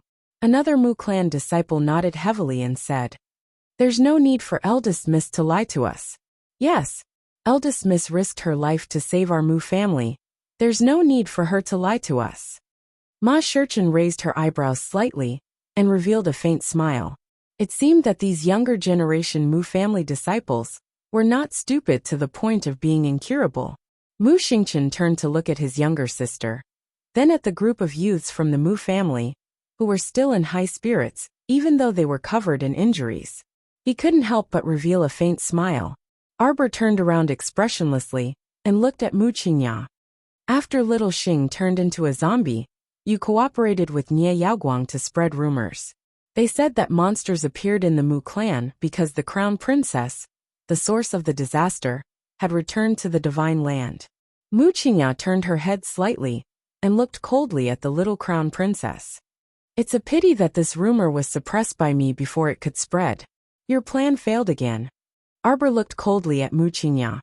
After that, you also know what happened to Ju Xian and Mei Xian. Chapter 4074. There's no need to deny it. In fact, you've contributed a lot to the entire Mu family all these years. You've taken care of the Mu family from top to bottom, and the entire Mu family's affairs are in your hands. How could you not know the movements of the two girls? Those two girls who wanted to climb into your bed were nominally sent by concubine Shi. But in fact you were the one who added fuel to the fire and watched coldly from the sidelines. You can't get away with all this. But in the end, after the incident, the one who was punished was concubine Shi, who took the blame for you. Shi Huixin is really miserable, Arbor said coldly. From the beginning to the end, she was a chess piece in your hands. She played wherever you wanted her to play. In the end, she was killed by your vicious rotting talisman from a distance. Mu Jingfeng, this fool, even accused me of killing her. How could he know that there should be a talisman hall in Tianyan? I've dealt with a lot of people in your hall. For example, that Black Cat Master. He's from your subordinate Clear Sky sect. In fact, he should be from Tianyan's talisman hall. Mu Qingya looked at Arbor with a smile in her eyes. For a long time, she just looked at her with a smile on her lips. Her eyes were calm, as if at this moment, she hadn't revealed the little girl's hidden identity. Kaidai Pavilion, Zhenhua Workshop, and Despondent Pavilion are all properties left to me by my mother. Is it wrong for me to take them back? Arbor looked at Mu Qingya. That's my mother's dowry. It's my mother's things. It's mine. Mu Qingya's smiling eyes gradually turned cold, and her lips curled into a faint sneer. You were dissatisfied, but you had no choice but to give the property to me. So you sent people to Kaidai Pavilion and set fire to people. You secretly forged my handwriting and tricked Saishio into taking the poison letter to Kaidai Pavilion. Even if the fire didn't kill people, the poison would have ruined Kaidai Pavilion's reputation and made my reputation notorious. But I suddenly came back from the academy. I took control of the situation and made your scheme fail again. You actually hate me for messing up all your plans. Although I came back in time to deal with the Kaidai Pavilion matter, Kaishio was injured. The 8 members of the Zhang clan were instigated by you to cause trouble. Although they are detestable, they don't deserve to die. 8 lives were lost just like that in the prison. I admit that you won that time. You're really amazing. The little crown princess walked towards her, and stood 3 steps away from her. She looked at her indifferently. I have suspected you 3 times. All 3 times nothing happened. Can you tell me the truth now? I'm really curious. Arbor looked at her and said, I don't know what I've done to offend you that you can send people after me again and again. Time and time again. You want me to feel like I'm in hell, living a miserable life. In this life, you have no hope of fulfilling your wish, because you have already fulfilled it in your previous life. Why? Wuxia tilted her head slightly, and her cold eyes became colder and colder. Suddenly, her fingers twitched, and she lightly pushed aside the knife against her neck. She then gave Xiaomu an extremely faint smile. Do you want to know? You'll never know in this life, Wuxia said coldly. Protect the hall master, Granny Chiu shouted. Chapter 4075. The disciples of the Heavenly Fate sect rushed toward Arbor, and tried their best to protect Wuxia and the others as they retreated. From the looks of it, they probably didn't care about anything else, and wanted to retreat immediately. Song Lu stood in place in shock, as if she hadn't recovered from the shock of Madame as the leader of the Heavenly Fate sect, and was pushed to the ground. Before she could stand up, she was stepped on by the disciples of the Heavenly Fate sect. Holding her broken arm, she cried out in pain.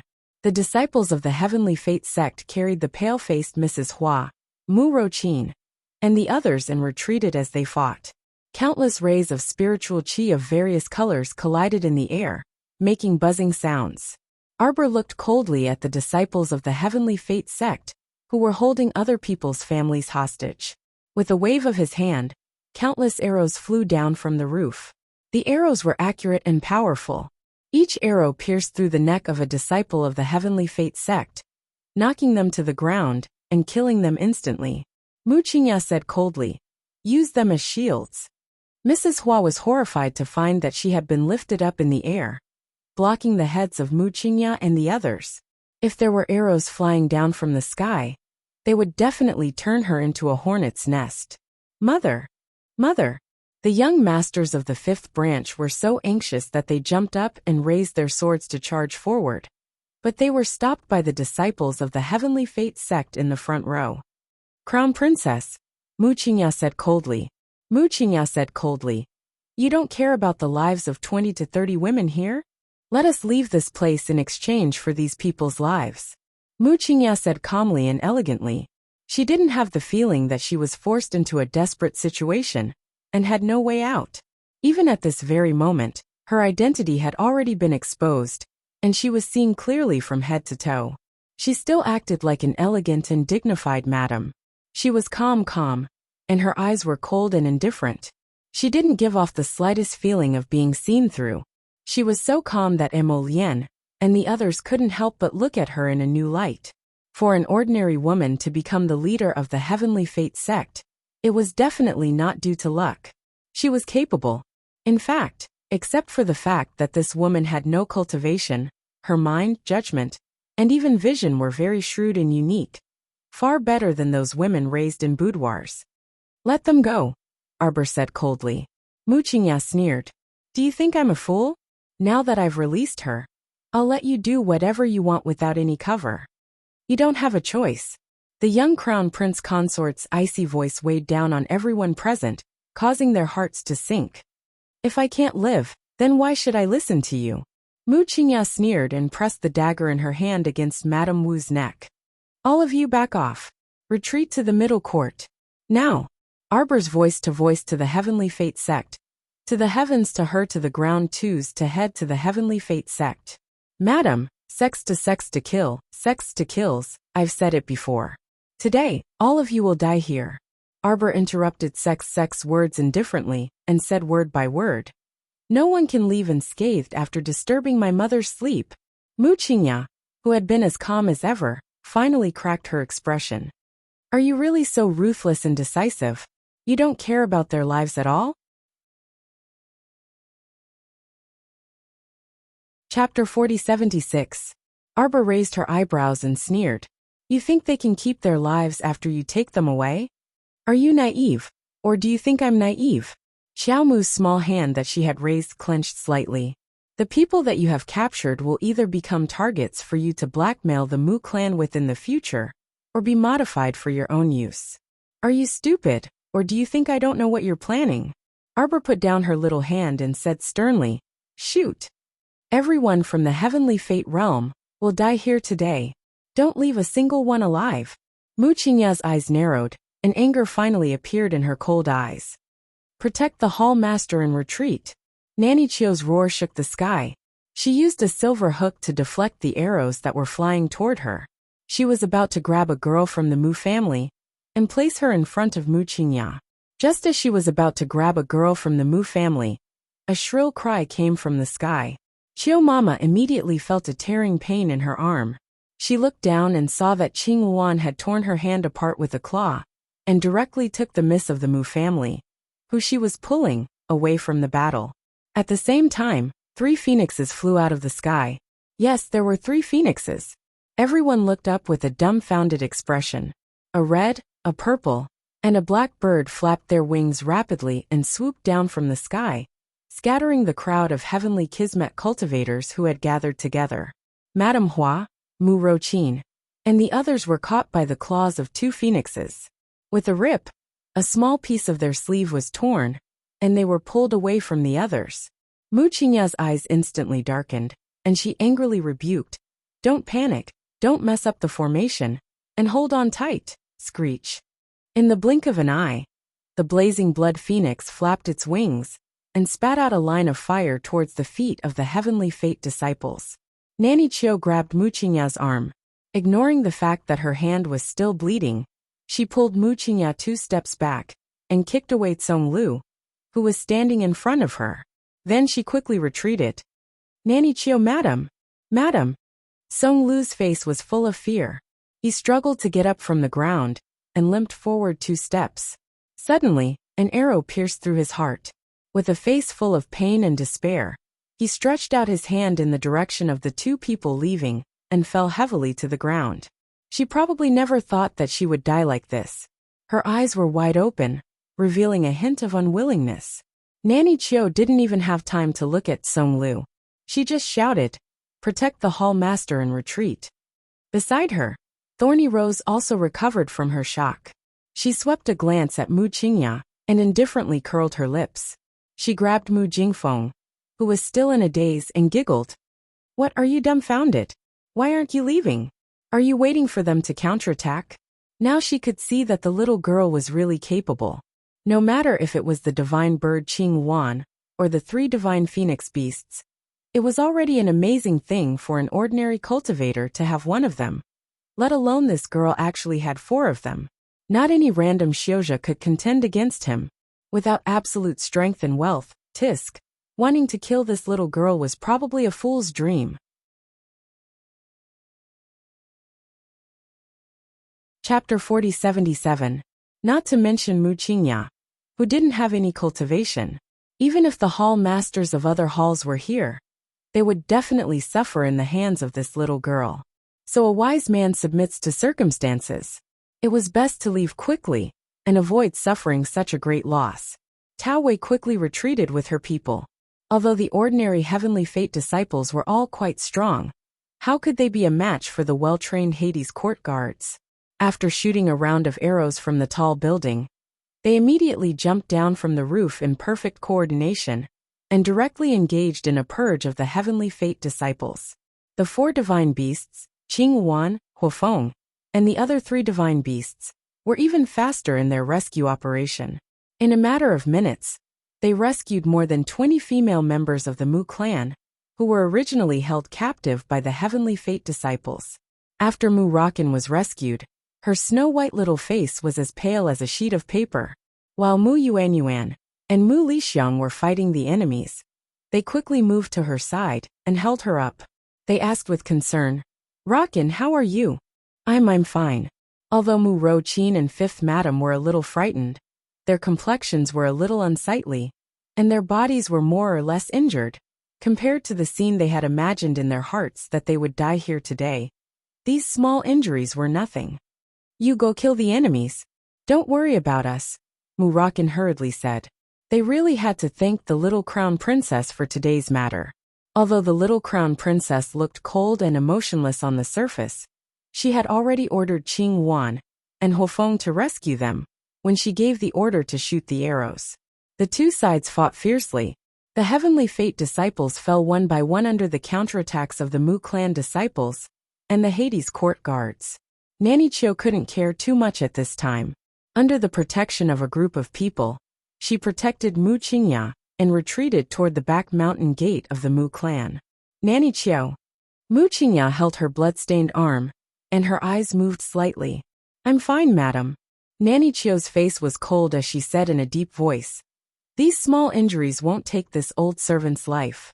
Let this old servant escort madam out of here first. If there's anything, let's talk outside." Mu Qingya turned her head and looked out of the crowd. With this glance, she accurately caught the cold gaze of the little crown princess. Between the two of them were countless Mu clan and Heavenly Fate sect disciples who were fighting with all their might. Both sides were fighting very fiercely. However, the young crown prince Consort wasn't affected by all this commotion. She stood outside the crowd, her eyes sparkling like snow, staring at her. Mu Qingya fell into a trance for a moment, as if the little girl was rarely emotional. Just like now, he was coldly looking at you without saying a word. His eyes were incomparably focused. It made one's hair stand on end, and it climbed up from the bottom of their hearts. "You can't escape." Mu Qingya read these words from her cold eyes. The little girl raised her left hand, and a longbow made of ice and snow suddenly fell into her small hand. His eyes were still fixed on Mu Qingya. Drawing the bow and pulling the arrow only took a breath. The profound ice arrow whizzed through the night sky and flew against the wind, suddenly shooting toward Mu Qingya. "Go!" Mu Qingya was greatly shocked. She grabbed Nanny Chio's hand and shouted, "Madam, get out of the way." Nanny Chio's old face suddenly flushed red. Chapter 4078. Whoosh! The sound of the arrow piercing through the air broke through the thick night. This arrow seemed to have pierced through the crescent moon in the sky, carrying with it a desolate and austere intent. With a trace of terrifying fury, it shot in front of Mu Qingya like a clap of thunder. There was nowhere left to hide. Granny Chio pushed Mu Qingya away, her face ashen. She gathered all of her divine power into her arm as fast as she could. A ray of red light shot out from her palm. Flames danced, and her divine power was released, bringing with it a brilliant light in the dark night. Everyone saw the red light form an oval-shaped protective shield, which rushed towards the little girl's arrow. The enchanting red light and the bright silver light collided in a matter of minutes. The little girl's arrow scattered silver-white snowflakes in the air. It pierced through the opponent's protective shield at an extremely fast speed, and it continued to advance without any intention of stopping. All of the Mu family disciples couldn't help but hold their breaths. They saw their eldest Miss arrow instantly break through Granny Chio's oval-shaped protective shield. It didn't seem to be exhausted at all, and it shot through the old woman's chest at a speed comparable to that of light. Pfft! Granny Chio spat out a mouthful of blood. The entire place was in an uproar, accompanied by the thunderous roars of all the youths of the dark court guards. "Crown Princess! Crown Princess! Crown Princess!" Prince Emo smirked, and his gaze landed on Arbor with a smile. The little girl looked at Mu Qingya and the others expressionlessly. She raised her hand slightly and said calmly, "Disciples of the heavenly providence go against the heavens. Everyone has the right to punish them. Everyone has the responsibility to eradicate the heavenly providence. Eradicate the heavenly providence. Madam, let's go. Madam, let's go." Granny Chio pushed Mu Qingya forcefully. In front of them, Thornarrows had already quickly opened the teleportation talisman formation and stepped into it. Granny Chio used her last breath to slap Mu Qingya's back and send her into the formation. Arbor's eyes were cold and merciless. With a flick of her finger, countless attack talismans flew out of her small hand and merged into the light and shadow of the teleportation talisman array.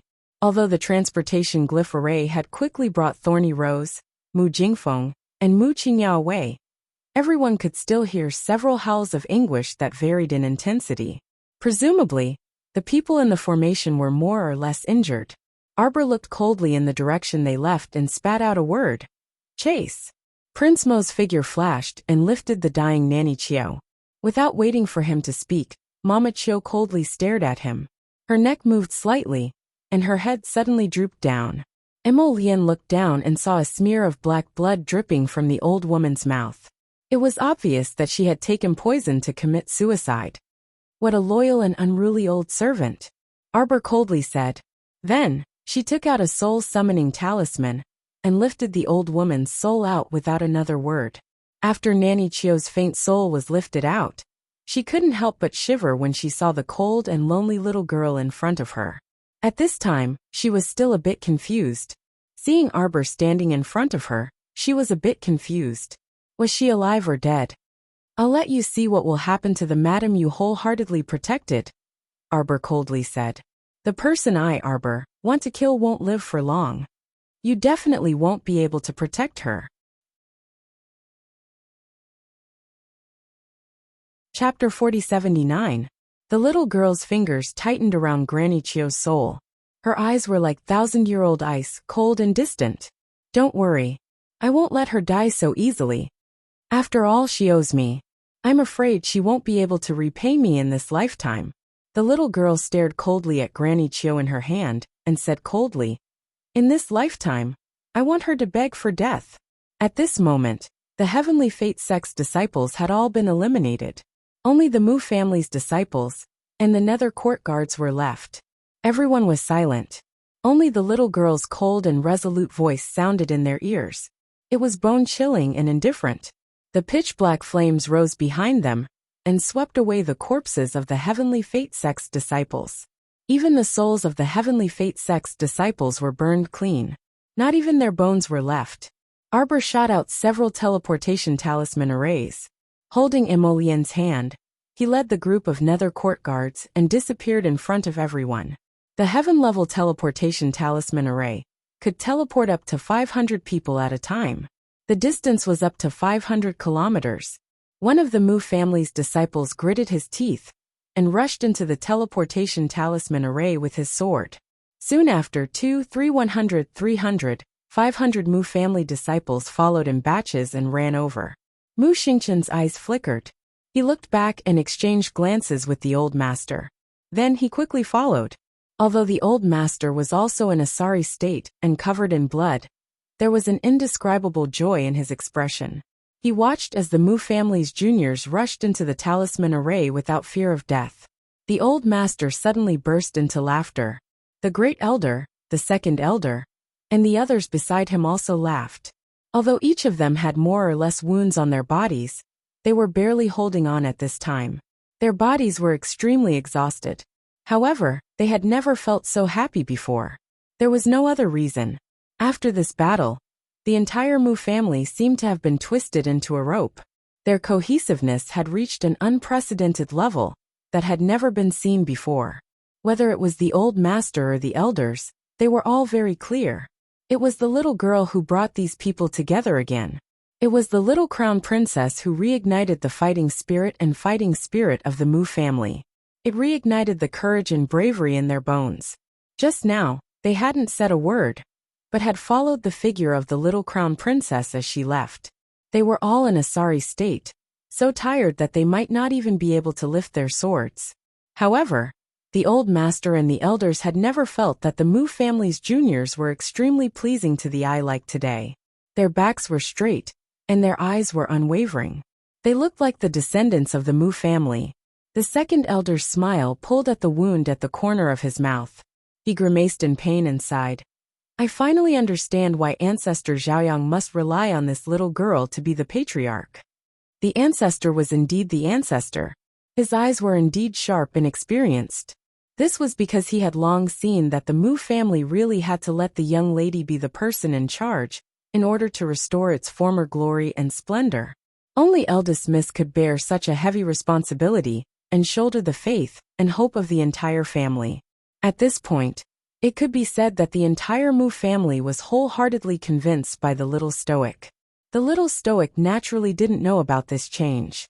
When she, her husband, and Shengchen led the underworld court guards out of the transportation talisman array, they immediately turned around and gazed coldly behind them. They're here. The little stoic's lips curled into a sneer. Chapter 4080.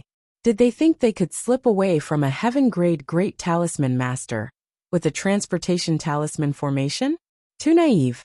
If it were her in the past, perhaps she really wouldn't have been able to do anything to them. But now, Lord Jojo was already a heaven-grade great talisman master.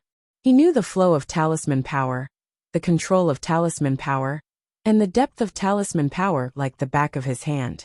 She knew what talisman the other party used, how much talisman power they had, the approximate location of the transportation, and the distance. After calculating the distance and space, he led all the dark court guards to wait for Wuxia and the others at the outskirts. Sure enough, with a flash of light, Thorny Rose was the first to fall out of the transportation talisman formation, spitting out a mouthful of blood.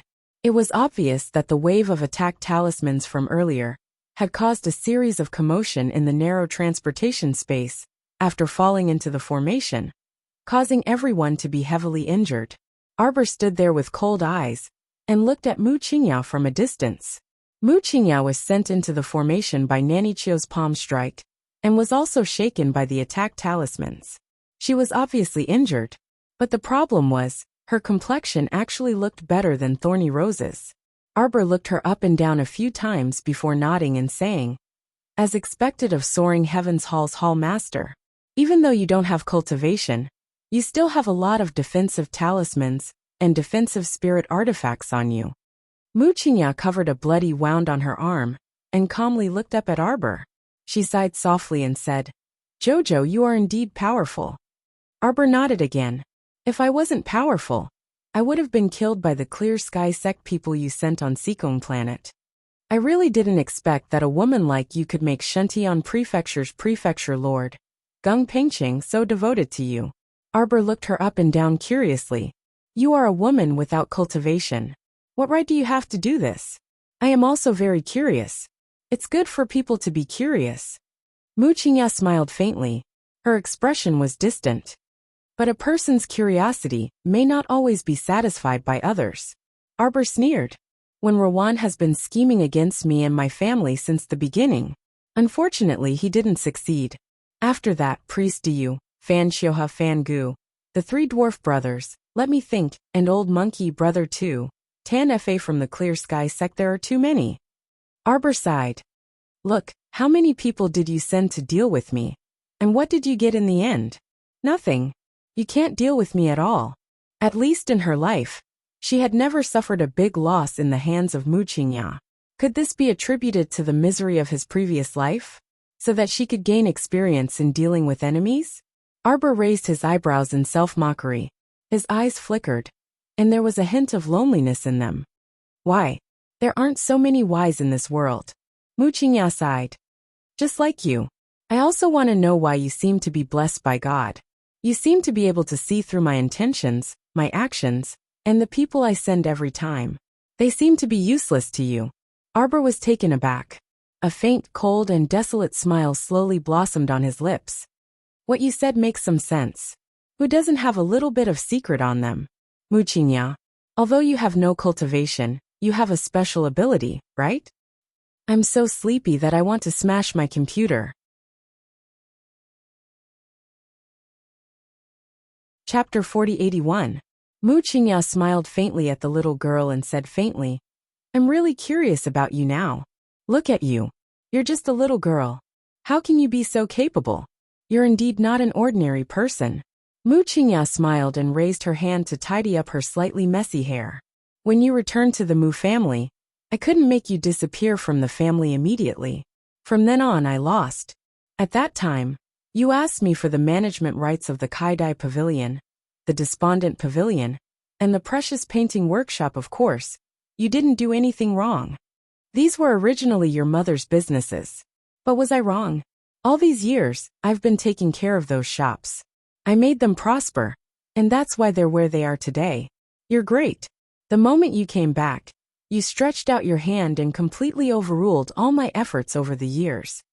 Tell me, how annoying are you, child? Wuxia sighed softly and slowly pushed away the two heavenly fate disciples who were protecting her. Although I'm unwilling, I can only give them away. I originally thought that there would be a process for you to take over these businesses, and it would be chaotic for a while. But I didn't expect that you would really make me look at you in a different light. You've done well. You've managed the businesses left behind by your mother in an orderly manner. Because of the existence of the holy rice and the beautifying pill, they're even more popular than when I was managing them before. You cultivators are so unscrupulous. Mu Qingyao let out a long sigh, a trace of helplessness appearing between her brows. No matter how hard an ordinary person tries to catch up, no matter how hard they work, you only need to use a little trick to leave us far behind, and we'll never see the end of it. I'm just wondering if you're really that lucky. If I use a little trick, will you be unlucky? Ha ha ha. Mu Qingyao suddenly laughed. Her laughter was gentle and sweet, and a faint light flowed in the bottom of her eyes. It's a pity that Nanny Zhang found a group of idiots and failed to bring you down. I have to send Nanny Qiu to deal with the aftermath personally. When the Crown Princess took over the Kaidai veranda, not only did she manage the business well, she even made the reputation of the Kaidai veranda and the precious painting workshop soar in just a few days. What does that mean? Mu Qingyao laughed at herself. It means that you're far more capable than me. To think that I boasted about being smart all my life, but I didn't expect that in the end, I couldn't even defeat a little girl. Are you really someone from this era? Mu Qingyao's gaze was focused as she stared at Xiaomu. She took a step forward, her long plain dress swaying slightly in the wind.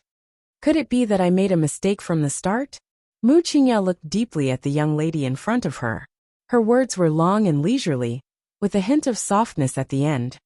Crown Princess, where did you come from? Me? The little Crown Princess looked at her with an indifferent expression. Her gaze was extremely cold, as if she was looking at a cold corpse. I'm a malicious spirit that climbed up from a mountain of corpses, a sea of blood, and the depths of hell. I'm here specifically to take your life. Even though Mu Qingyao was bold and meticulous, her heart still trembled in fright at the young Crown Prince Consort's unperturbed and cold expression. Ha ha ha ha ha. Mu Qingyao suddenly laughed out loud.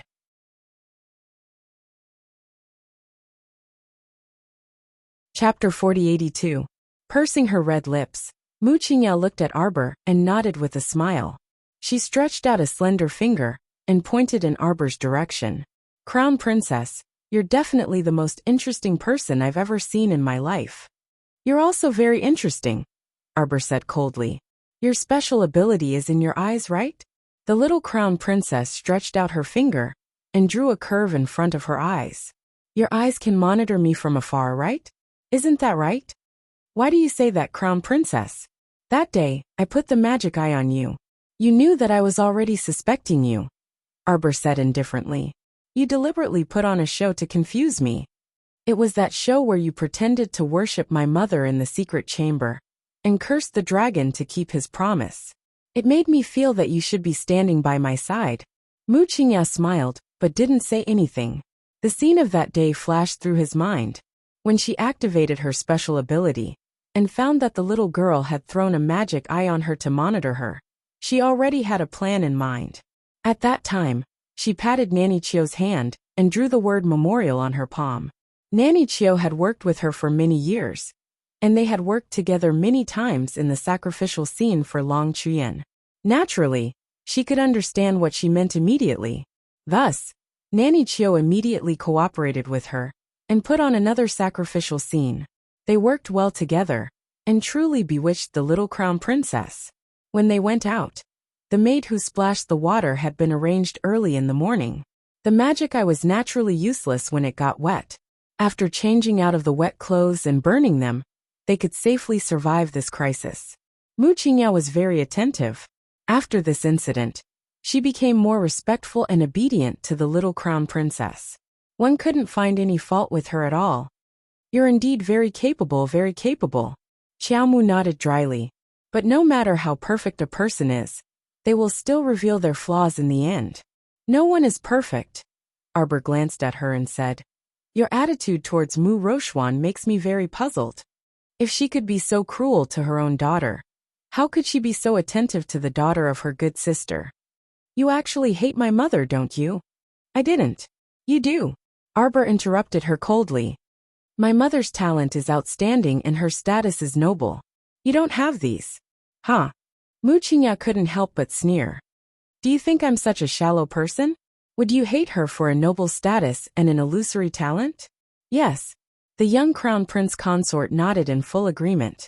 Wuxia's face instantly became twisted and ferocious. Everyone behind him was speechless. If they were Wuxia, they would probably be angered to death by the little crown princess's indifferent attitude. Unfortunately, these are all things you don't have. You should try very hard to get them.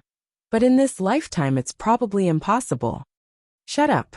Wuxia clenched her fists and yelled at him. What do you know? Don't judge others rashly with a self-righteous tone. You did so much for your mother. And it's not wrong. But am I wrong? What's wrong with me? We're just in different positions. Actually, we're not wrong. Chapter 4083.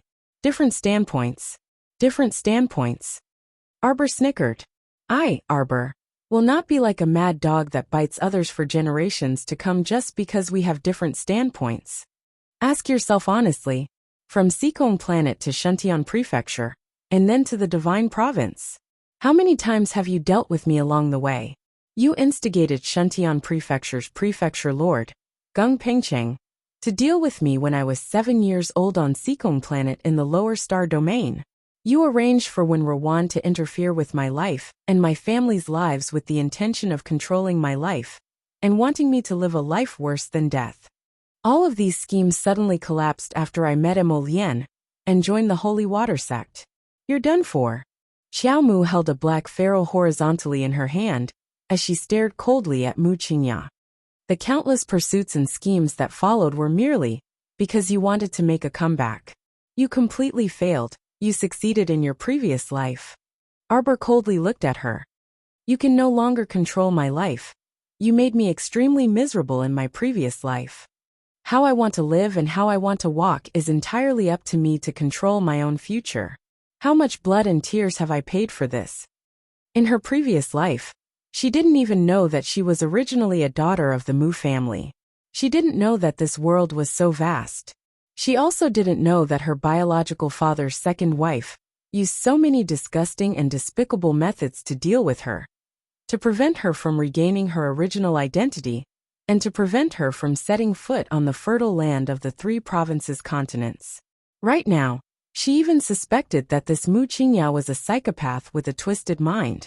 Otherwise, how could she be so at ease and use so many schemes against a little girl who was only 7 years old? Just what kind of enmity and grievance did she have to hate her own mother, Long Chuan, so much? You will never know. For a person who is used to freedom, equality, and openness, what kind of life is the most torturous? You won, Arbor. Wuxia heaved a sigh of relief. The winner takes all. I, Wuxia, have nothing to say. I'm just curious. You're a ghost from hell. How far can you go in this life? The icy snow mountain is bone-chilling. In the dim yellow sea of fire, the raging flames burned the heart. Crown Princess, isn't the future scary? I will accompany her no matter how far she goes. You don't have to worry. Emolien replied coldly. She moved slightly to Arbor's side and reached out to hold her bone-chilling hand. A sea of fire and a snow mountain, what is there to fear? If we work together, all difficulties will be easily solved. The little crown princess raised her head and looked into his smiling eyes. Her heart suddenly softened. Wuxia suddenly laughed heartily. She looked gently at Arbor and said, Child, you're much luckier than your mother. I know you hate me and want me to die right now. But I still have a lot of things to do. At least, I won't die today. Wuxia pursed her lips and smiled confidently. There are only a handful of heaven-level great talisman masters in the 3 provinces. You're really impressive. Wuxia sighed softly. Chapter 4084. Child, what do you think of this world? Wuxia raised her hands and pointed at the boundless sky, her gaze softly watching Arbor. Do you think that talent is predestined, and that no one can change it?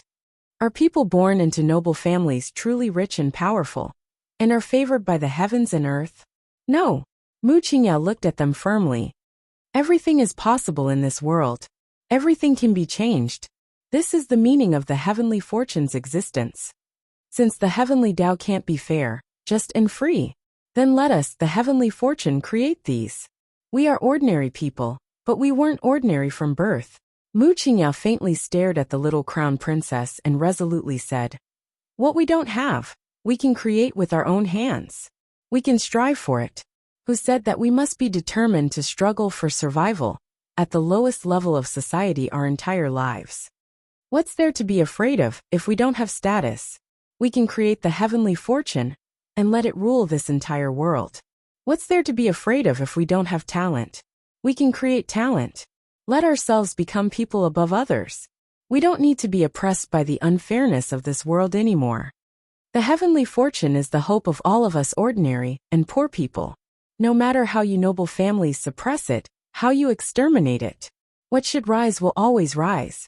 What should succeed will definitely succeed in the end. Chila chila. After Mu Qingya finished speaking, she suddenly discovered that she, Thornwei, and Mu Jingfeng had constructed confinement talisman arrays around them. At this time, talisman power was slightly flowing, and if one's fingers accidentally touched it, they would be bounced back by a vast and mighty force, making chi-chi sounds. Arbor raised her eyebrows. She was really becoming more and more curious about this Mu Qingya now. In this kind of situation, Mu Qingya actually expressed her opinion at length, looking as if she had a card up her sleeve that she could definitely escape. What did she rely on? Was it years of planning and strategizing? Or was it her hot-bloodedness at this moment? Arbor clenched the ferrule in her hand, her cold eyes locking onto Mu Qingya. "I've heard enough of your nonsense. Now are you ready? Are you ready to die?" Mu Qingya. Arbor leaped into the air with a whoosh, and a fierce gust of wind blew her clothes and hair up. Mu Qingya's expression remained unchanged, but beside her, Thorny Rose and Mu Jingfeng's pupils could not help but shrink. "Hall Master." Thorny Rose turned to look at Mu Qingya, cold sweat dripping down her forehead. Right now, they were surrounded by hundreds of underworld court guards and hundreds of Mu family disciples, with the young crown princess and His Highness the Crown Prince blocking the way in front, and so many soldiers blocking the way behind. Even if he used the transportation glyph formation again, he might not be able to escape the control of the young crown princess, a heaven-level great glyph master. "Arbor, don't be too confident." Mu Qingya suddenly took something out of her sleeve. It was a jade talisman that was emitting a purple light.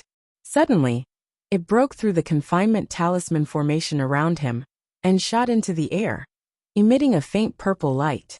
Xiaomu narrowed her severe eyes as she stared icily at Mu Qingya. In an instant, a cloud-like staircase descended from the clouds, extending all the way to Mu Qingya. "Stairway to Heaven talisman?" Arbor's gaze was slightly startled as he muttered. Then, he heard a gust of wind brushing past his ears. A pitch-black tongue of flame extended with the wind. Chapter 4085. In the blink of an eye, it engulfed the bodies of the Heavenly Fate sect disciples in front of them. After entering the confinement talisman array, it went straight for Mu Qingya, Mu Jingfeng and Thorny Rose. At the critical moment, Mu Qingya climbed up the stairway to heaven with one hand. Her body was pulled along by the stairway to the extreme, and she dove into the clouds with a whoosh. At the same time, Thorny Rose and Mu Jingfeng also grabbed the stairway to heaven and escaped with Mu Qingya.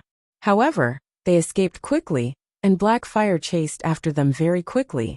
A spark burned up Mu Jingfeng's calf. Even though his figure disappeared into the clouds, everyone could still hear his miserable howl. Emolian slightly clenched her fists, and a faint trace of anger flashed through her eyes. She raised her hand, but Arbor raised his hand and pulled it down. "Forget it. Don't chase." The little girl sighed. The God-tier talisman can send people into the air. They can be sent 2,000 kilometers away at a time. This is another rare purple talisman. I'm afraid it's more than 2,000 kilometers. Crown Princess, let's just forget about it, Aoyi said with a frown. Of course I can't just let it go like this. As Xiaomu spoke, a cold glint flitted across her eyes. He turned to Prince Mo and said, "Prepare the troops. We'll wipe out the nearest nest in one fell swoop." The magical thing about the Stairway to Heaven talisman was that she could set a fixed location to return to. Arbor knew very well that the location Wuxia set must be the safest place she thought it would be. Without needing Arbor to say anything else, Prince Mo nodded in understanding. He turned back and whispered a few words to Aoyi before letting him lead the troops away in a hurry. Mu Jingfeng rolled down from the Stairway to Heaven talisman. He kept patting his left leg with his hand as he wailed in pain. Thorny Rose coldly glanced at him. She stepped forward and kicked him, exasperated at his failure to live up to her expectations. "You piece of trash. You just stood up for a moment, and now you're kneeling again. You're simply wasting my improved medicine. Deputy Hall Master, give me another bottle of medicinal liquid, Vice Hall Master." Right now, Mu Jingfeng only felt a scorching pain in his calf that spread to his heart. He was in so much pain that he couldn't help but hug his knees. He rolled back and forth on the ground until he reached Thorny Rose. Scram! Thorny Rose kicked her aside and turned to look at Mu Qingya, who was tugging at her clothes. The three of them were standing in front of a dilapidated temple on a hillside in the suburbs. Many disciples of the Heavenly Fate sect had already rushed out from under the ruined temple. When he saw Thorny Rose, he cupped his hands and bowed. "Vice Hall Master."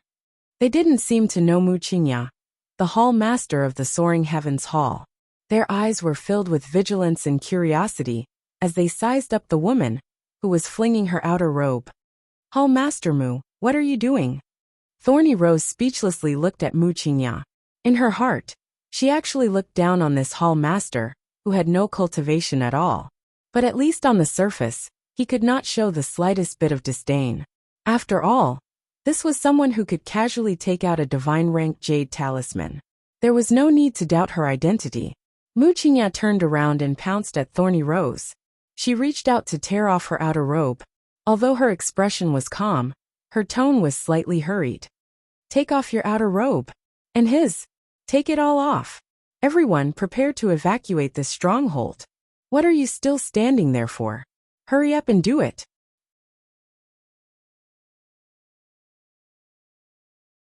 Chapter 4086.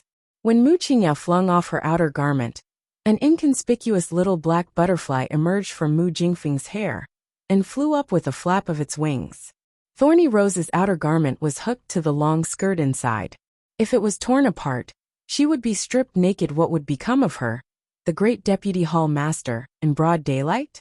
Thus, she tried her best to stop Mu Qingya, but her expression instantly turned ugly.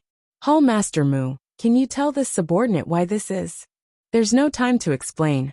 Hurry and take off your clothes, and see if there's anything dirty on them. Also, hurry and prepare to evacuate this place. Everyone must evacuate. Take all the test subjects with you. You only have half an hour to prepare. You must be quick. A dark and slender figure abruptly appeared beside Mu Qingya. Seeing her slightly flustered appearance, he couldn't help but frown. "Who are you?" Mu Qingya untied a jade pendant from her waist and smashed it to the ground, revealing a silver token inside. She handed it to the demon-masked Hall Master and said in a deep voice, "You're the person in charge of this stronghold, the Burrowing Hall's Hall Master Gong, right?" "I'm the Soaring Heavens Hall's Hall Master Mu Qingya." 15 minutes later, the demon-masked Hall Master stared coldly at the flashing flames on the hillside in the distance and didn't speak for a long time. Thorny Rose clutched the coarse clothes she had just changed into, and her face was filled with alarm. "What's going on, Hall Master Mu? How did the Crown Prince's people get here so quickly?" Mu Qingya took a deep breath and turned around to whisper, "Let's go. Abandoning this stronghold is our best choice right now." The demon-masked Hall Master coldly turned to look at Mu Qingya. "You'll explain this to Master and receive your punishment." "I will." Mu Qingya nodded faintly with a nonchalant look on her face. The demon-masked Hall Master sized her up and sked lightly before shaking his head. "I didn't know that the Soaring Heavens Hall's Hall Master, who has always been elusive, was actually the mistress of the Talisman Patrician family. Hall Master, you've really hidden yourself well all these years." Mu Qingya's lips curled into a mocking smile. So what if you hide it well? You'll still be seen through in the end. Hall masters, are we going to retreat just like that? Thorny couldn't help but ask. 15 minutes was not enough time for them to prepare much. They only sent out some important information and test subjects. The rest of the things could only be set on fire. There were still quite a few Heavenly Fate brothers left in the ruined temple to delay the other party. They really did not expect that the little crown princess and her men would arrive so quickly. It was almost as if they had just set the fire in front of them, and the other party had already caught up. They're trying to put out the fire, so the documents haven't been completely burned yet. If they see them, will they? Mu Qingya said coldly. There's nothing important that can be left there for them to see. The crown prince and the crown princess are both smart people. They should know this. Let's go. Mu Qingya turned around and said. The group of people entered the transportation array and disappeared in a few minutes. Arbor looked at the ruined temple that was crackling with flames. He looked at the dilapidated walls and fences before looking into the distance with his deep black eyes. He passed through the numerous trees and quietly landed on a spot. Soaring Heavens Hall Master, we have plenty of time in the future.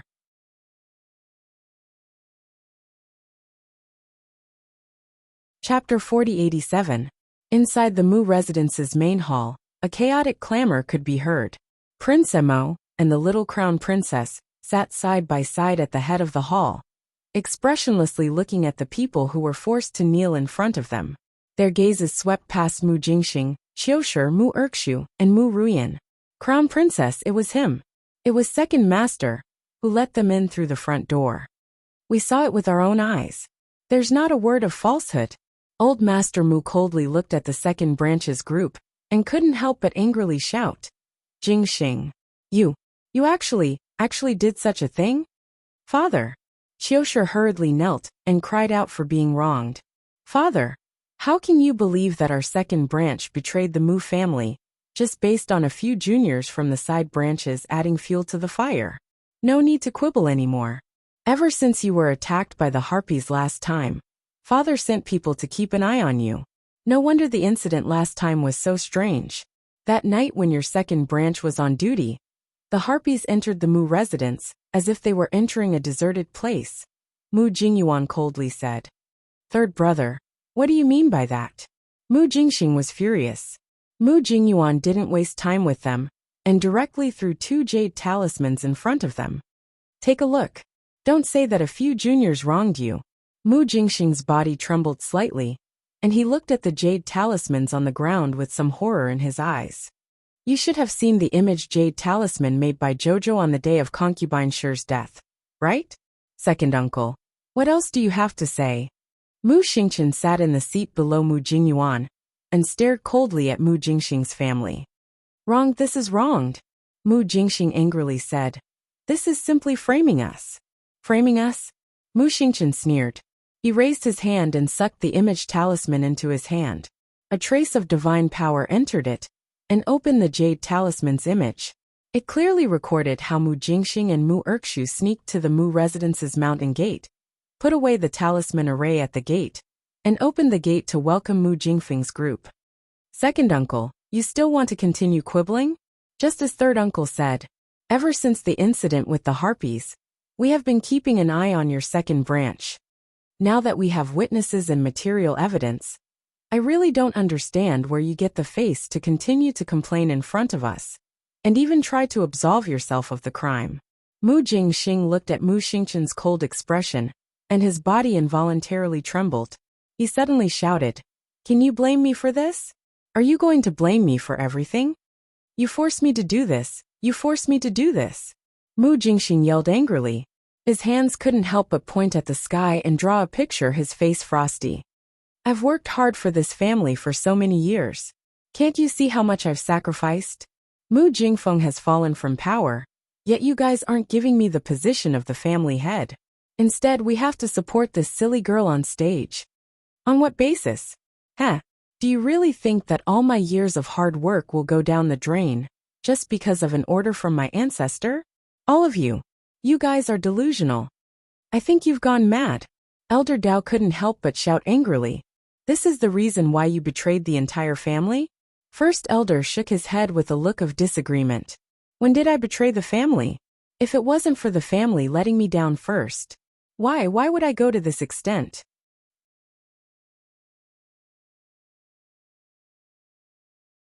Chapter 4088. Do you think I wanted to do this? I was forced to do this. You forced me. Mu Jingxing shouted angrily. Old master, old master. Madame Chio's face turned pale. She wanted to go up and stop him, but he flung her away forcefully. Madame Chio fell to the ground and let out a small cry of surprise. Mother! Mu Ruyan was truly scared out of her wits. She was the one who was completely kept in the dark. She had no idea that her father and second brother would do such a thing. Most importantly, it was bad enough that you secretly betrayed the family. But now, you were caught in the act. Wasn't this implicating her for no reason? This seventh Miss Mu was so frightened that she trembled all over. She hurriedly crawled to old Master Mu and cried pitifully. Grandpa, Grandpa, this has nothing to do with me. I didn't know. I didn't know that father and brother would do such a thing. Great. Old Master Mu had yet to punish them. And the Mu family's second branch was already having an internal conflict. Mu Erkshi's expression was very calm. He kowtowed before Old Master Mu and said, Old Master, please allow me to report. You want to quibble with your father, too? Mu Erksha calmly shook his head. Not at all. However, I have my own reasons for doing so. Your reason is to cause the destruction of our entire Mu family. Mu Jingyang, who was at the side, flew into a rage and raised his leg to kick Mu Erkshu. Mu Jingxiao hurriedly stopped him. Old Five, don't be rash. Let's hear what else he has to say. As a son, I couldn't stop my father. It's my fault. It's my fault. But as a disciple of the Mu family, I know my bottom line. As Mu Erkshu spoke, he took out a brocade box from his inner world and presented it with both hands. Grandpa, grandson is willing to help father to get close to the person blessed by the heavens because of this. Be careful. Mu Jingzhuang pushed his fourth son, Mu Jingxiao, and the rest back defensively. He pointed at him and said angrily, What kind of harmful thing is in your box? Fifth uncle, you'll know once you open it. Mu Erkshu lowered his eyebrows. However, before Mu Jingzhao and the rest could do anything, the brocade box in Mu Erkshu's hand suddenly flew out and landed in the little crown princess's hand. Crown princess! Xiao! Ye's heart skipped a beat as he quickly raised his hand to stop her. The little crown princess raised her hand to stop him. Her expression was calm as she said, They're just some interesting little fellows. They can't hurt me at all. Then, he raised his hand and opened the brocade box. Everyone only heard a buzzing sound as hundreds of pale things flew out, giving everyone a fright. However, they quickly calmed down again. This was because these little things that flew out were all controlled by the young crown prince consort, within a transparent, round watercolored boundary. No matter how they thrashed about inside, they still couldn't escape from that defensive boundary. What a powerful water spirit defensive barrier. Everyone sighed with emotion. From the Mu family's point of view, they always felt that this was the little crown princess's limit, but it wasn't the case every time. The little crown princess would surprise them from time to time, making them inexplicably feel that this crown princess's potential was endless. What the hell is this? Mu Jingzhao's expression changed.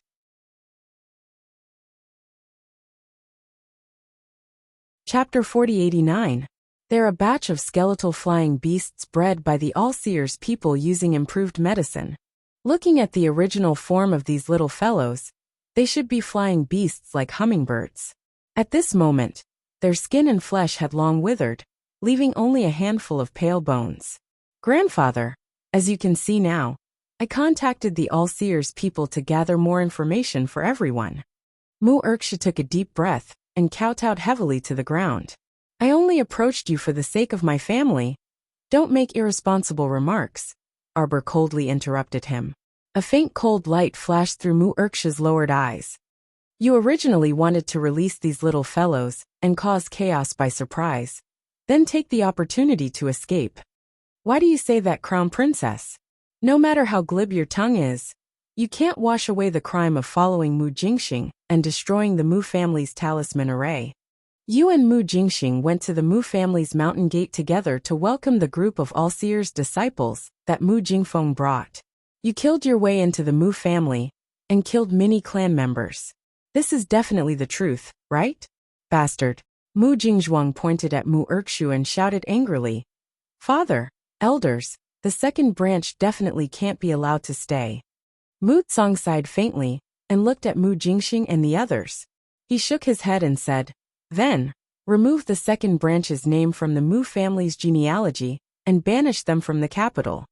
Father, Mu Jingzhuang called out in dissatisfaction, as if silently blaming his father for not dealing with matters with enough severity.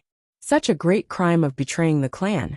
Yet he only raised it up high and let it go lightly. This punishment was too light. But how could he understand Mu Tsong's heart as a father? Even a vicious tiger would not eat its cubs, let alone personally giving the order to kill the second branch's entire family. Mu Tsong knew that he could not do it. Since the second branch had disloyal intentions towards the Mu family, they could no longer stay in the family and were banished far away. In the future, whether their family was rich or poor, it had nothing to do with the family. No, grandfather, you can't chase me out of the family. Mu Roi cried out with a frightened expression. Grandfather, I'm your biological granddaughter, grandfather.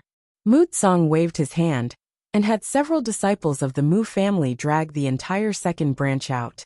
Mu Roi wanted to scream again, but an impatient Mu clan disciple found a rag and stuffed it into her mouth. As Mu Jingxing was taken out, he shouted angrily, I refuse to accept this. I won't accept it no matter what. Old Patriarch. First Elder frowned and couldn't help but say, Will the people of the Mu family's second branch cause any more trouble? After all, from the looks of it, this family was not going to let the matter rest. Mu Tsong shook his head in disappointment and exhaustion. Send someone to keep an eye on them. Tell them to pack up and leave the city. With that, he turned to look at the Crown Prince and Arbor with an apologetic expression. Your Highness, I've made a fool of myself. Prince Emo shook his head and didn't say anything. Arbor glanced at the group of skeletal hummingbirds that were trapped in his water spirit barrier and couldn't get out no matter how hard they tried. After some thought, he first threw them into a purple storage talisman. She could take these little things out to study when she had the time. She could see that a black crystal the size of a grain of rice was suspended in each of these little fellows' half-fist-sized skull.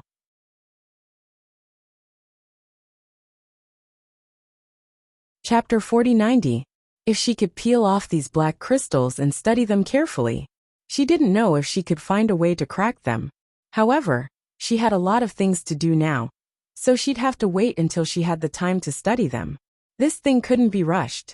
After Arbor finished thinking, he raised his head and looked in the direction of Mu Tsong and the others. He stood up and said, Take care of the rest, we'll return to the palace first. Then he took out a box and threw it to Old Man Mu. There are a few sets of defense array glyphs inside. See if you can set them up around the house. Mu Tsong's expression was a bit excited. He took the box and nodded, then stood up. Jojo. Crown Princess, please wait. First Elder also hurriedly stood up and presented a token with the Mu family emblem with both hands. This is the family emblem. In fact, it should have been given to you when you came out of Chaoyang Pavilion. You're the chosen patriarch of Chaoyang Pavilion. If it was in the past, perhaps some clansmen would be dissatisfied. However, from now on, I believe that no one will raise any doubts. Arbor frowned slightly. The three elders cupped their hands and said in unison, Crown Princess, please don't refuse. Crown Princess, please don't refuse. Arbor nodded and raised his hand to take the token from First Elder. He said faintly, Since you want me to be the patriarch, then from this moment on, you have to listen to me in everything, including the daily training of the clan's disciples and so on. The three elders nodded in unison. We'll listen to the patriarch's instructions. Then the patriarch succession ceremony, Arbor shook his head. Unusual times. Let's keep everything simple. Gather all the disciples here. Yes, the Mu family had gone through 2 great battles and lost more than half of its disciples. Now the entire family, from the elder council to the clan's ordinary disciples, added up to less than 1,000 people. However, after the two great battles, the ordinary disciple's temperament had improved a lot. This was actually a good thing. Many cancer-like existences in the family had been purged. After removing the dregs, what was left should be the essence. Even so, Xiao Mu still looked down on these people from the Mu clan. After all, compared to the phoenixes, the Mu family's combat prowess was incomparable. A quarter of an hour later, many of the Mu family's disciples were neatly dressed and gathered in front of the hall. A group of disciples lined up in a square formation and stood under the broad steps, looking up at the people standing in front of the hall. The little crown princess stood at the front of the crowd expressionlessly, staring at them with a sharp gaze. "Greetings, Patriarch." The three elders of the Mu clan cupped their hands together.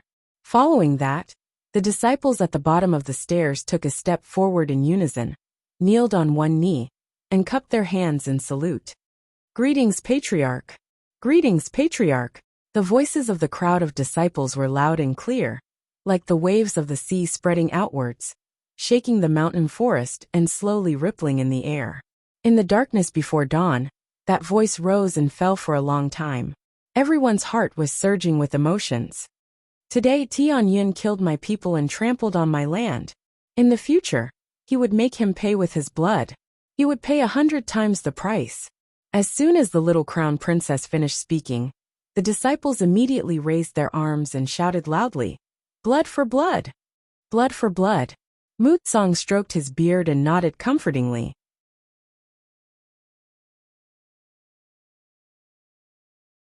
Chapter 4091. Open the city gates. His Highness Prince Chen has returned to the capital. Open the city gates. Following waves of excited shouts, the city guards busied themselves. As the winch moved, 2 rows of soldiers worked together to push open the heavy city gates made of huge rocks from the inside out.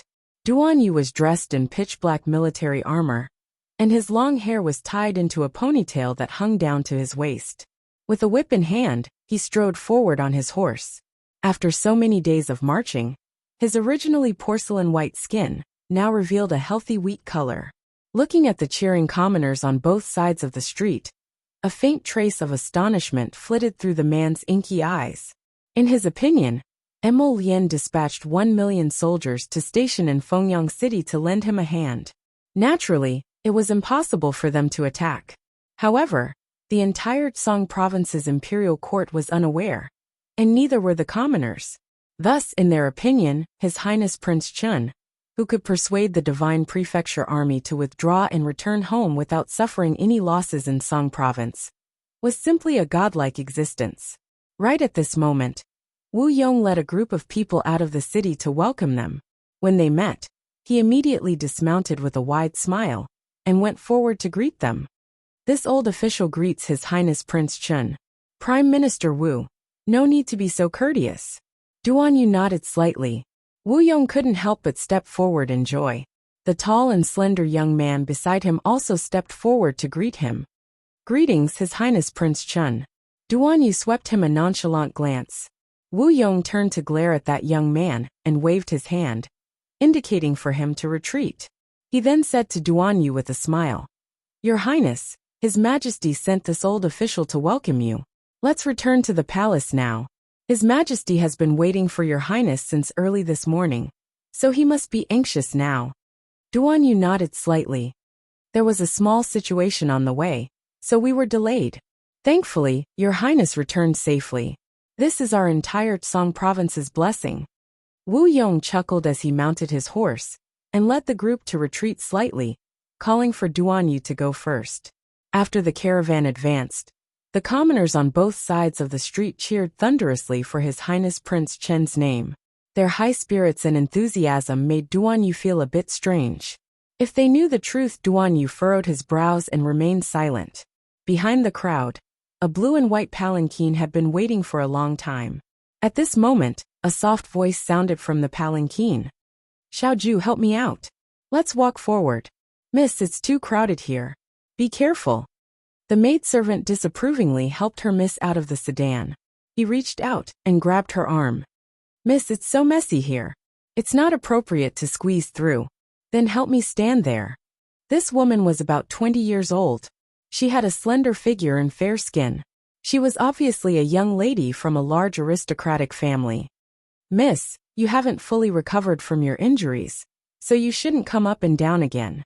Although the maidservant called Xiaoju was grumbling, her footsteps moved as she supported her young miss and walked towards the stairs behind her.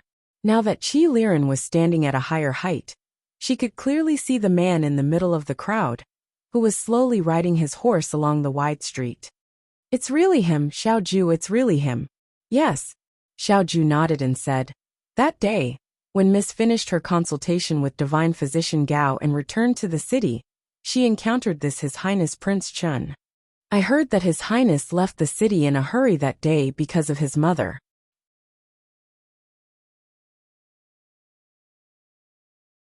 Chapter 4092. His mother. Qi Liren turned her head slightly to glance at the maidservant. What happened to his mother? His Highness's mother, noble consort Duan, passed away some time ago. The maidservant lamented. His Highness stayed on Lonely Mountain for a whole month to keep vigil over his mother's coffin. Every commoner in the capital knows about this. Everyone praises His Highness the Fourth Prince for his filial piety and intelligence, far surpassing all the princes in the court. Qi Liren pursed her lips into a smile and nodded, a faint luster flowing in her eyes. "Let's go back and discuss this with family head." The young maidservant was taken aback. Discuss what? Although she didn't understand her miss's meaning, she didn't say anything and helped her miss down the steps, returning to the sedan chair. "Miss, your injuries are quite serious. Divine Physician Gao's meaning is that if there's nothing else, Miss should recuperate more at home." "Got it." Qi Liren's hand moved, but before spiritual energy could form, she felt a stifling pain in her chest. She could only give up and sigh.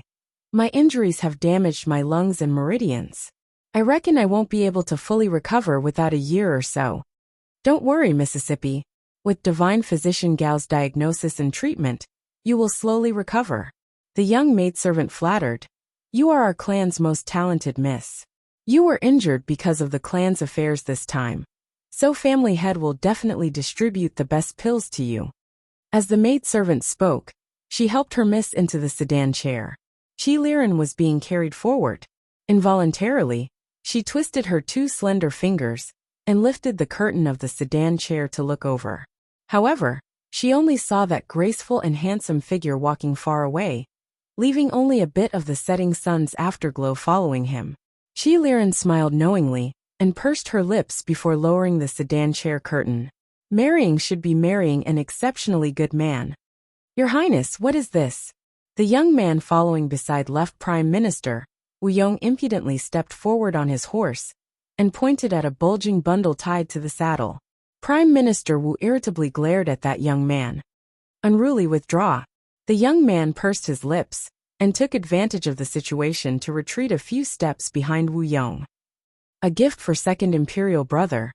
Duan Yu replied nonchalantly. "For the second prince?" The young man blinked and asked curiously, "Can this subordinate take a look?" "Shut up." Wu Yong's expression changed. He turned his head and glared at the young man. With a spurious smile, Duan Yu tossed that bulging bundle to the young man. The young man immediately beamed with joy.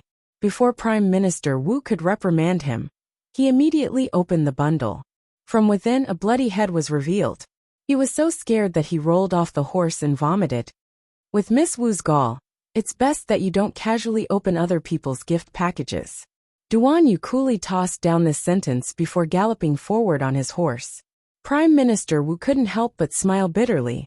He turned around and glared at his daughter, who had vomited so much that her face had turned pale. He shook his head and said, "I told you not to follow, but you insisted on following. Look, you've made His Highness unhappy." Wu Ruomei vomited for a while before wiping her face with her sleeve. She angrily tied up the bundle again and mounted her horse. "Your Highness." Wu Ruomei chased after him. "I'm not a coward." Duan Yu turned a deaf ear to her cries. He had already entered Songzhou's imperial city and entered the palace to meet the emperor.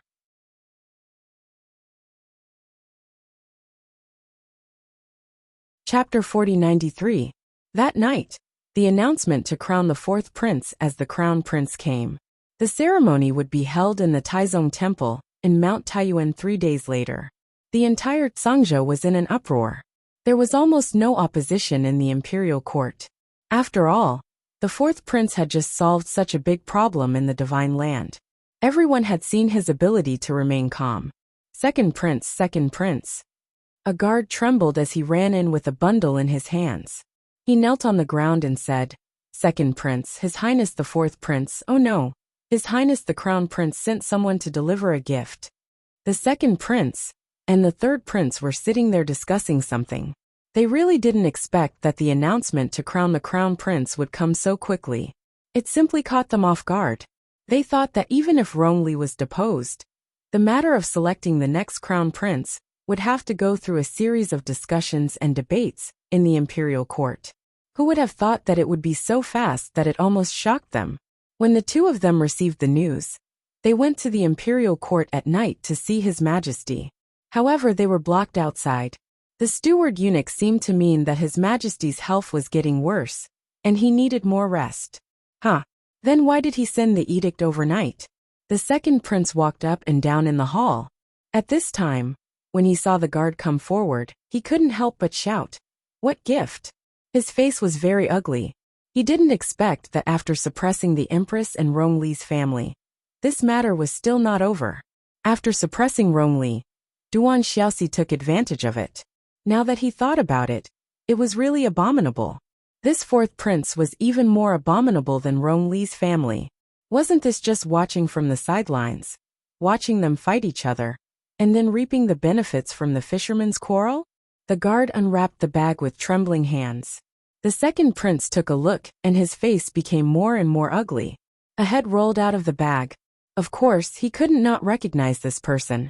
This was the leader of the assassination team he sent. He originally planned to let them kill Duan Xiaoxi on his way back. But now it seemed that this assassination was a complete failure. The hundreds of assassins he sent were all killed by the fourth prince. The third prince took a deep breath.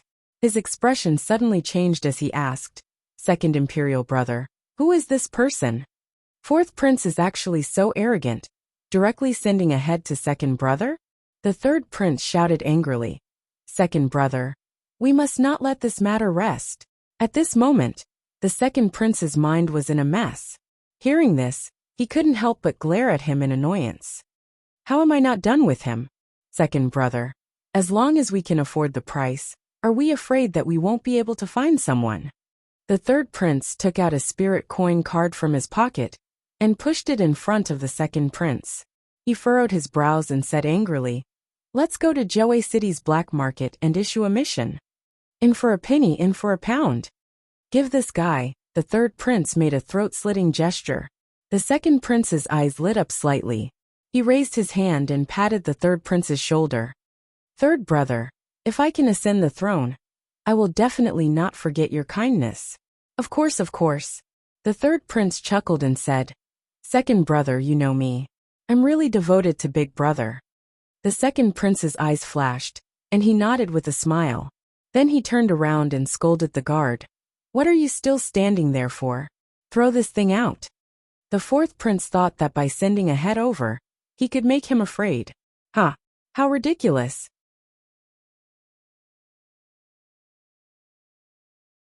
Chapter 4094. That guard trembled, and was just about to tie up the package with the human head again. Suddenly, a buzzing sound was heard, and several mosquitoes flew out of the skull. As soon as the mosquitoes touched his hands, they immediately ignited into a raging fire. He was in so much pain that he threw the package to the ground and screamed as he retreated. These fiery, evil, poisonous mosquitoes were really very powerful. In just a few minutes, they had burned the person to a crisp, leaving only a pile of bones that fell to the ground with a thud. This unforeseen event scared the second prince and the third prince so much that they started to tremble all over. The two of them shouted in unison, "Protect the emperor! Protect the emperor!" Many guards in the courtyard rushed in and surrounded the two princes. They waved the swords in their hands in a disorderly manner to cut down the mosquitoes in the air. However, those fiery, evil, poisonous mosquitoes flew extremely fast and at extremely tricky angles. In a moment of carelessness, Several guards were bitten. Immediately, a wave of evil fire burned from their bodies.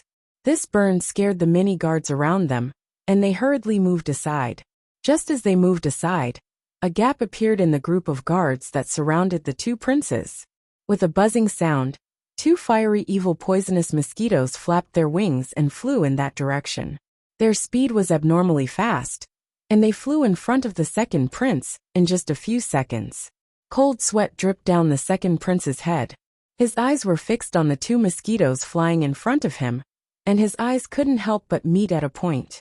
When he saw the two fiery evil poisonous mosquitoes flapping their wings and flying towards his face with a buzzing sound, the second prince didn't say anything and hurriedly opened his defensive spirit tool. At the same time, he pulled a guard in front of him to block. Ah!